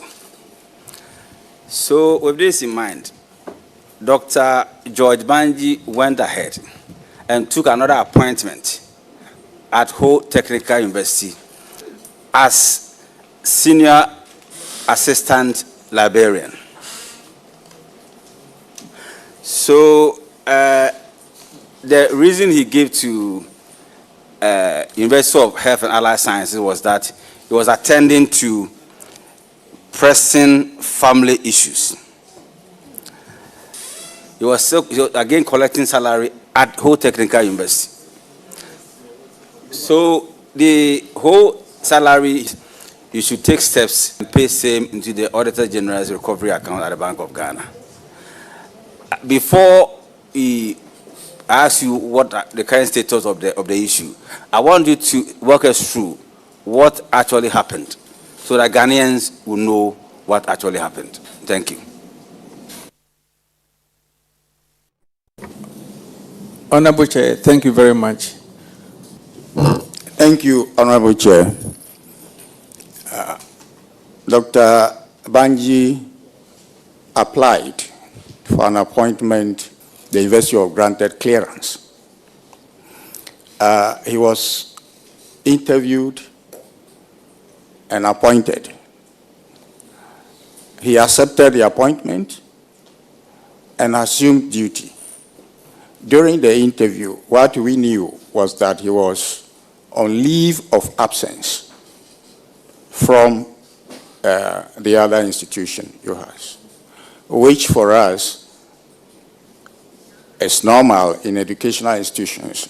So he worked with us up until, I think, November 2023, when we realized that his salary stopped coming. So we decided to find out from the Controller and Accountant General's Department through GTEC, because that was the procedure. And we had detected that he was being paid by two institutions, and therefore that was the reason for the blockage of the salary. In fact, we have a letter from GTEC to that effect, because we wrote and they also wrote to explain this to us. And they also indicated that in the controller system, the staff was tagged or labeled as having left UHAS on study leave with pay, probably erroneously, because with that, then his salaries could continue to be paid over there. So it was actually the onboarding of UHAS onto the controller payroll system that revealed this, which we also got to know at that point. And so we invited the staff, explained the situation to him, and gave him the option of staying in one institution, either in HTU or at UHAS. And he chose to go back, not in the employment of Ho Technical University. He has since returned to UHAS, and that's where he is now. This is what I can say about that. So.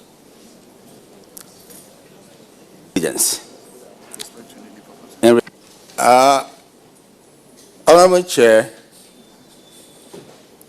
his appointment came after all of this, but his name had gone into the payroll system already, and it was only when this issue came up, from GTEC, that we got to know what exactly was happening.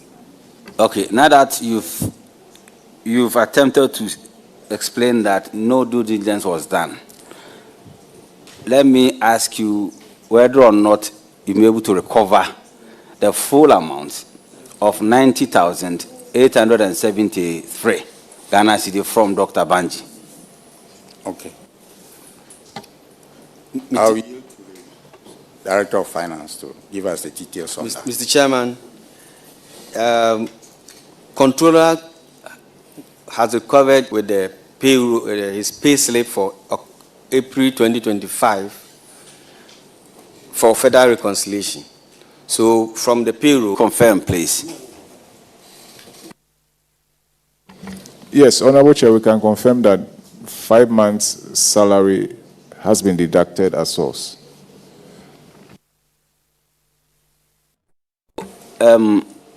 Ho Technical University, is it the case that have a plan, like a prepayment?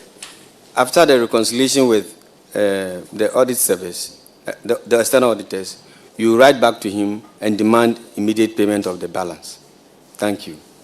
We have no agreement with controller yet in respect of monthly deduction from his salary as source. Honorable Chair, because it's no longer on our payroll or not in our employment, we can only rely on UHAS or he himself to pay the balance. Thank It's you. like controller is dealing with him, right? Yes, Honorable Chair. And the figure so far deducted is 69,976. Okay, then very encouraging. So it means controller will take care of him. Okay. Okay, whole technical. I guess that is it for you. You are discharged. Honorable Chair, thank you very much. Let's call Kumasi.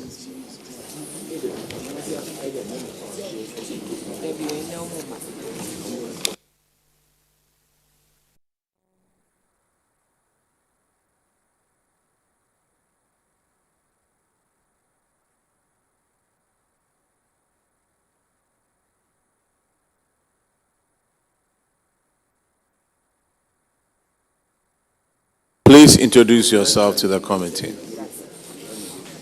Honorable Chair, good afternoon. My name is Professor Gabriel Jumo, the Vice Chancellor. Thank you. Honorable Chair, my name is Isaac Owusu-Ansah, the Director of Finance. Honorable Chair, my name is Ebenezer Kofi-Boache, the Registrar. Honorable Chair, I am Divine Komla Secretary, the Director of Works and Physical Development. Honorable Chair, my name is Asarabafo Frempong, Director of Internal Audit.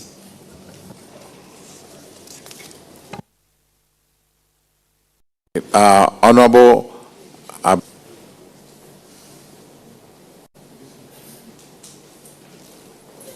Team, you are welcome. Prof, we noticed that in 2023, there was a huge visit. Thank you, Honorable Chair. Thank you, Honorable Chair. I think that the deficit was as a result of a treatment of a provision for separation allowance. When we adopted IPSAS, we had to make full provision for all staff as if in the coming year they will be going on retirement in terms of even revenue mobilization. And so we also had some impairment of even school fees. So that caused the deficits. And then in 2024, what was the success story? How did it come about? The surplus of 3.2 million. Yeah, we turned it around because our revenue mobilization improved, and if you can see, for both revenue from non-exchange transactions and exchange transactions, we improved tremendously. We did about 39.3% increase for government subvention, 4%. And I think we also were able to contain some of our expenses, and that accounted for the turn of.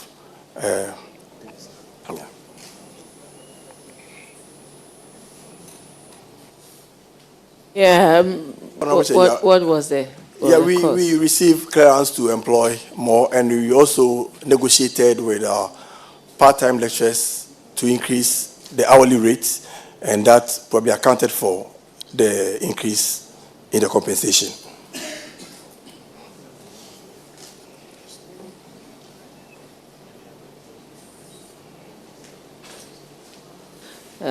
You now are able to cover your short-term liabilities by almost 3 times compared to once in 2023. I think beyond that, I don't have any other question. Thank you. But to encourage you to improve upon your IGF, because where you are, I mean, you can make a lot of non-tax revenue. You can come up with interesting programs. So Kumasi is Kumasi. So we want you to work on your IGF and make sure you rake in more revenue in that regard. And as much as possible, have a downward trend when it comes to your expenditure. I'm not saying don't increase it, but that will help you to continue to make some surplus for the university. and also try and maintain your current ratio or improve upon it. That's what I have for Kumasi. Very well noted. Thank you. All right, your infraction starts from paragraph 302, and Honorable Hotoje will take care of that. Thank you, Mr. Chairman. Mr. Chairman, this has to do with an end salary to the tune of 321,311 Ghana cedis. The auditors have realized in your books that one development committee of your university to pursue a 4-year degree program in computer science and technology in Wuhan University in China. One of the conditions attached to this scholarship is that Mr. Hamidu should complete a bond form, and submit same to the Kumasi Technical University before his departure. He never did that. He left. Management traced him to get. He was able to take salaries and allowances, 111 Ghana cedis. Despite to June 2024. The auditors are recommended that he be made to pay the money in full into the Auditor General's recoveries accounts at the Bank of Ghana with account number 1018331470015. What effort have you made to ensure that he will pay that money? Honorable Chair, thank you very much. We have contacted Mahmoud severally to get him paid the money. Since he's not coming up, we have reported the issue to Yoko, and we are liaising with Yoko to get the money paid. But my registrar, Honorable Chair, with your leave. No, our second deputy speaker is here with us. Yes, thank you. Minister. Okay, let me welcome you, people from Kumasi Technical University. Thank you. Yes, I could see some guy in, we used to school together. So you are welcome. Thank you, Honorable Chair. I hope you are discharging yourself well. Are they discharging themselves well? Not bad, anyway. So. Honorable Chair, thank you. When the university detected that Mahmoud Hamidu had left and was still receiving salaries, we quickly prompted the Directorate of Finance to block the salary.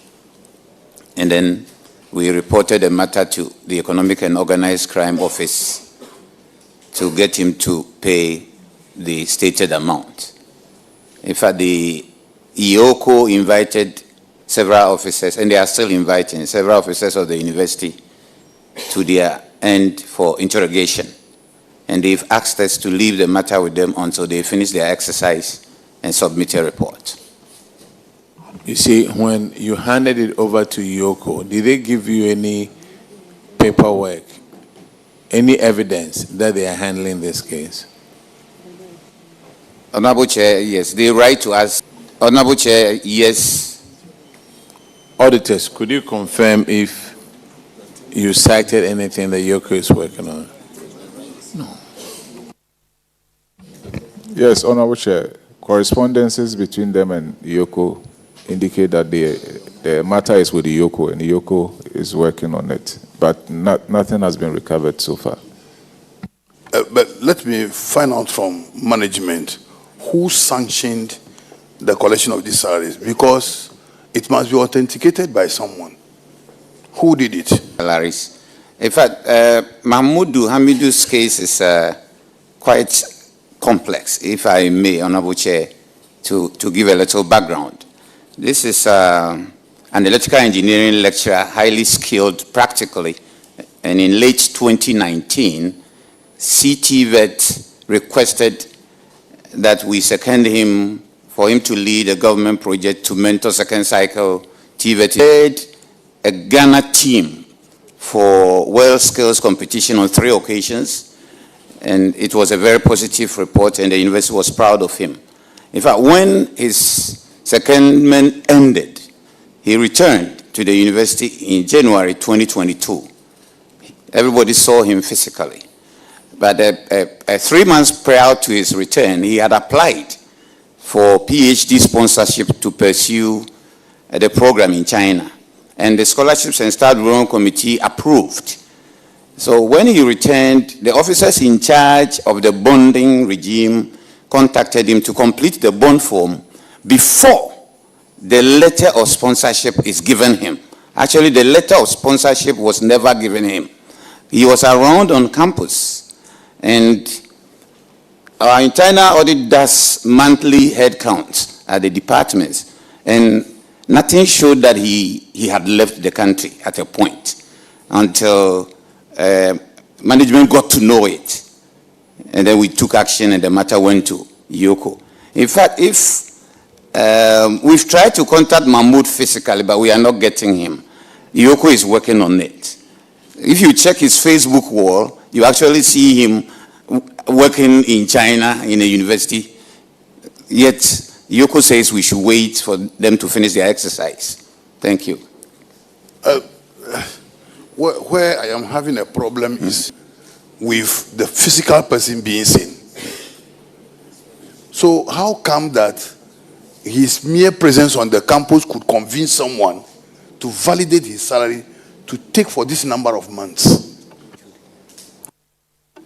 Honorable Chair, thank you very much. As every month to do head counts, and the heads of department confirm that this person is here or that.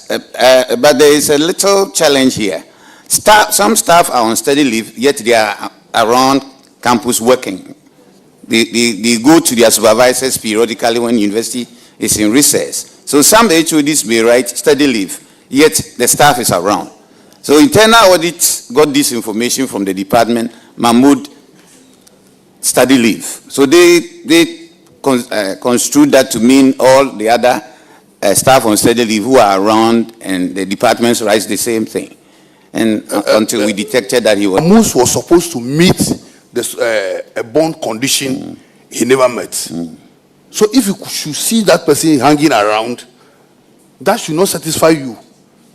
And you have also decided not to issue out the study leave letter also. Is that not it? Yes, Honorable Chair, the study leave letter contains the conditions of the study leave, including certain payments besides salaries. So until one completes the bond form, the leave doesn't become effective. But we've had history of some staff who would be granted study leave, all right, but they wouldn't go. They will still be working in Ghana. They're one of those. If you see him around. I wouldn't see Mahmoud as one of those. Maybe those people, they listen to your, categorically refused to do it. So that person should become a special piece before you. Honorable Chair, thank you. That is the... People not filling the bond form. Is it a complex thing to help you fulfill? I think the complexity has to do with getting guarantors to guarantee. And guarantors these days are not willing to guarantee for people, knowing that if they are not careful, they may also put them into trouble. So that's the main reason why sometimes you find it very difficult getting people to guarantee for others. So the catch is the guarantors. The guarantors is the problem here. Thank you. The guarantors are very, very smart. So the amount, what has happened to it, the refund? Honorable Chair, at the moment the issue is Yoko, and Yoko has directed us to, they are saying that we should leave it to them for them to work on it, and then they will get back to us.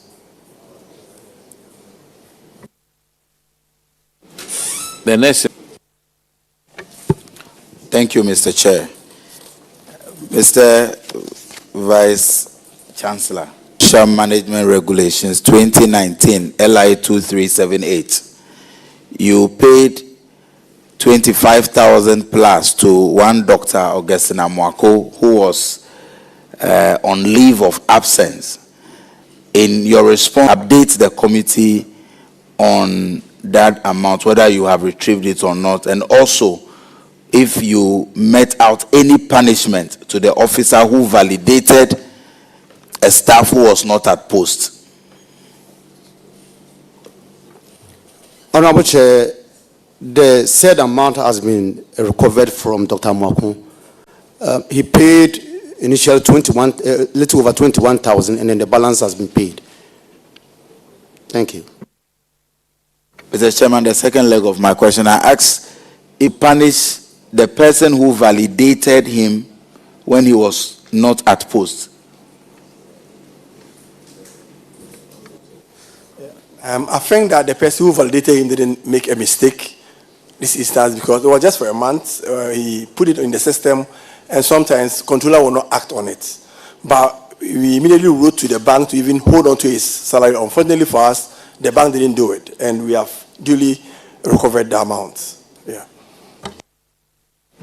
All right, the next infraction is on paragraph 313, and Honorable Ahinkwa will take care of that one. Thank you, Chairman. Chairman, this infraction is on payment of ineligible allowances to staff on steady leave, amounting to 48,279. Chairman, the auditors noted that 3 staff of the university, these officers were wrongfully paid salary-related allowances totaling 48,279 as though they were actively at post. The details are captured here. Abroad to steady. As you are saying throughout, it is stated in the... So you know very well that these 3 people are on steady leave. And then those allowances that are tied to the salary, or you pay these monies to them. One, Mr. Idrusu Kasum, he is studying at the University of Auckland, New Zealand. You paid him 16,000. Mr. Jason Kobina Aku, University of Electronic Science and Technology, China. Then Mrs. Elizabeth Sewabwatin Kumsin. What's our... The amount was 27,000. Where? Yes, car allowances. I have not even mentioned all of them. So, if you look at the total, these are huge sums. Why? You see, these things keeps on repeating for the committee, trying to explain to us to understand. If you were medical doctors, this negligence could have led to the loss of somebody's life. And if the person died, can you revive the person? So what has happened? What has happened? Some of them, we have recovered further details with your leave. Yeah, thank you, Honorable Chair. Fully paid, and same as it is contesting part of the amount because a portion of it was an error on the part of the auditors because we came back from China during the COVID and he couldn't go and he was still here working. So part of the amount they stated was actually earned. I'm going to send to the Auditor General. The good thing is that they've been paid their book and research, and I'm holding on to it until this issue is fully resolved. I'm not going to pay, so I'm going to recover all the amount from their book and research. The same applies to Kasim Idrisu. He has returned. He wrote to contest, and I've told him I'm not giving the book and research until... Allowances, are they part of the source? They are paid from controller. Okay. The question that I would want to ask is this. Here they are written letters to the 3 affected staff to refund the ineligible allowances. What you told us now... It was the auditors... So, did you give that information? No. Okay, all right. Let's move on to the next infractions on paragraph 318, and Honorable Paytu will take care of that. Thank you, Chair. The report here land that you do not have titles to rate, and is at a prime area in Kumasi Metropolis. Avoidance of doubt, I don't want to mention the locations, because if you don't take time, somebody will just go and pick it, and then it will become a battering at the court. But you know what I'm talking about it. And so now you do not have a valid title document to the land. In fact, when they did the estimate, they had over 12 million Ghana cedis. So you were brought here to come and explain why till now those areas that belongs to Kumasi Technical Universities, a total land of 17.78 acres, you've not been able to register them and have a valid title to the land. So you can walk us through. Honorable Chair, thank you very much. For some of them, we have obtained the lease that the lease is here. We can show to the auditors, and others they are at various stages of obtaining the title or the lease. But I'll ask my director of works to give further and better particulars about that, with your permission. Yeah, Honorable Chair, as the Vice Chancellor has rightly said, since from the time the auditors came till now, we have received the titles to one of the areas, and the others were in several stages of documentation. Some of them, because of the ban on the documentation of state lands by government, they have stalled. We have even gone further paying, we have paid the stamp duties at the Lands Commission, waiting for the leases to be prepared. So there's some land that was cited. It was a land acquired by government to the garages, and they were shared among the... Hold on and come in. Yeah. I didn't mention any location. Okay. So I do not expect you to mention location. All right, okay. So they are all on different stages of documentation. We are following up on them.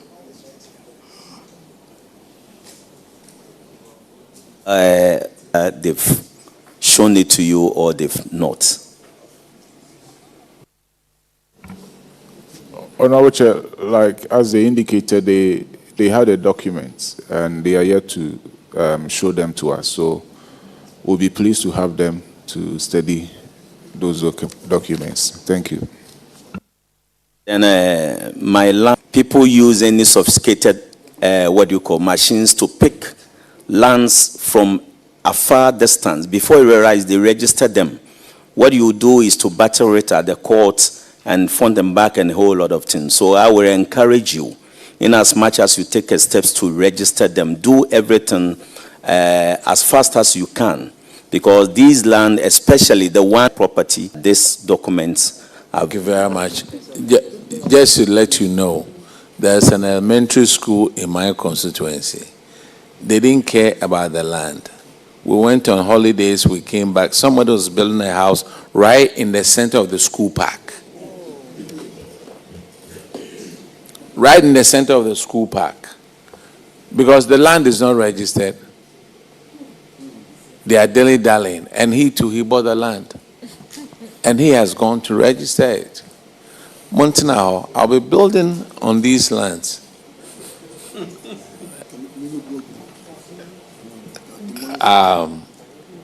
The next infraction is on paragraph 323. And Honorable Shirley Chair will take care of that one. Thank you, Honorable Chair. Kumasi Technical University, you gave scholarships to 17 members of your school to pursue various academic programs. But when the auditors turned up, you couldn't provide certificates of completion. You were asked to make sure that all 17 bring in their certificates. Your management staff development committee, and you were awaiting a decision at their next meeting. I would like to know if that meeting has been held, and if it has, what was the decision by the committee? Honorable Chair, yes, we had that meeting. We have had that meeting. Concerning the 17 students, staff, all of them are at post, currently working. And some of them have submitted their certificates as we speak. Others have also submitted their thesis that they will be graduating very soon. And others are also at various stages of completion. But I will defer this with the leave of the chair for the registrar to give more details on that. Thank you. Thank you very much, Honorable Chair. In fact, the Scholarships Committee met last Tuesday as a statutory staff's issue on its own merit. As my Vice Chancellor said, a couple of them have finished and submitted certificates. A number of them are at various stages of completion. Some of them have done their vivas, awaiting their universities to graduate them. Some of them are waiting to go through the vivas. So the Scholarships Committee gave each individual extension up to a certain point to either show proof of completion or submit certificates. That is where we are now. But they are all at post working at the university. Okay, please, can we have a breakdown? Because some others are that. Can we have numbers? Maybe 5 have been given extension. Maybe just put numbers to what you are talking about, please. Honorable Chair, graduate to bring their certificates.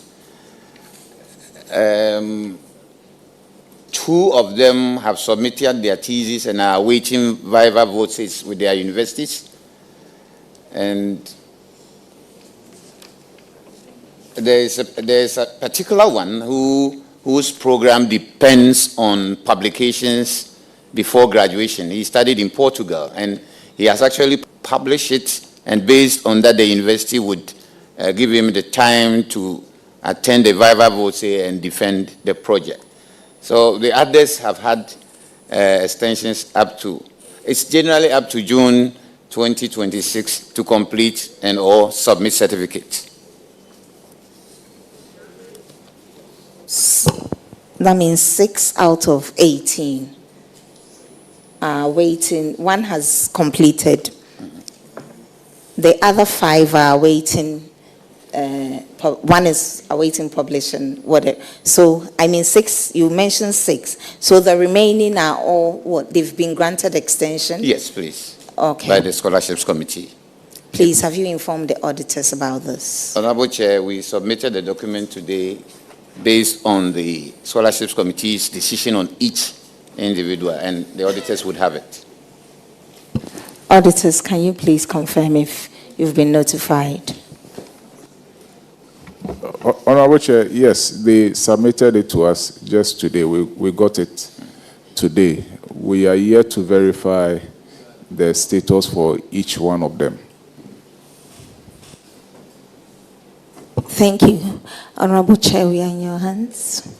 Thank you very much. You need to follow up on these certificates. We all know people who have taught at universities for several years, and they don't have certificates.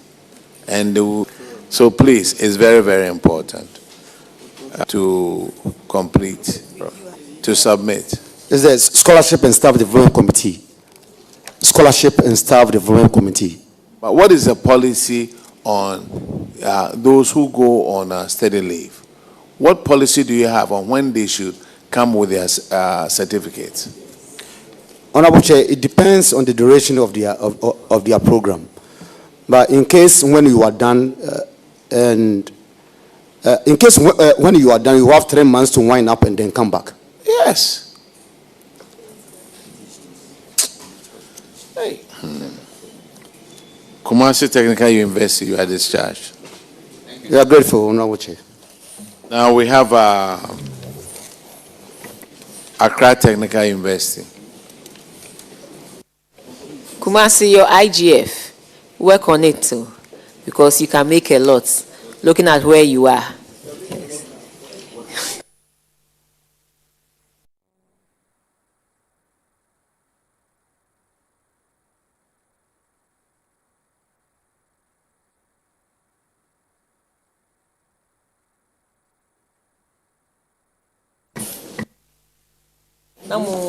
Please introduce yourself to the committee.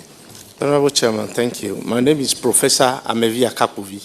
I'm currently the acting Vice Chancellor of Accra Technical University. Thank you.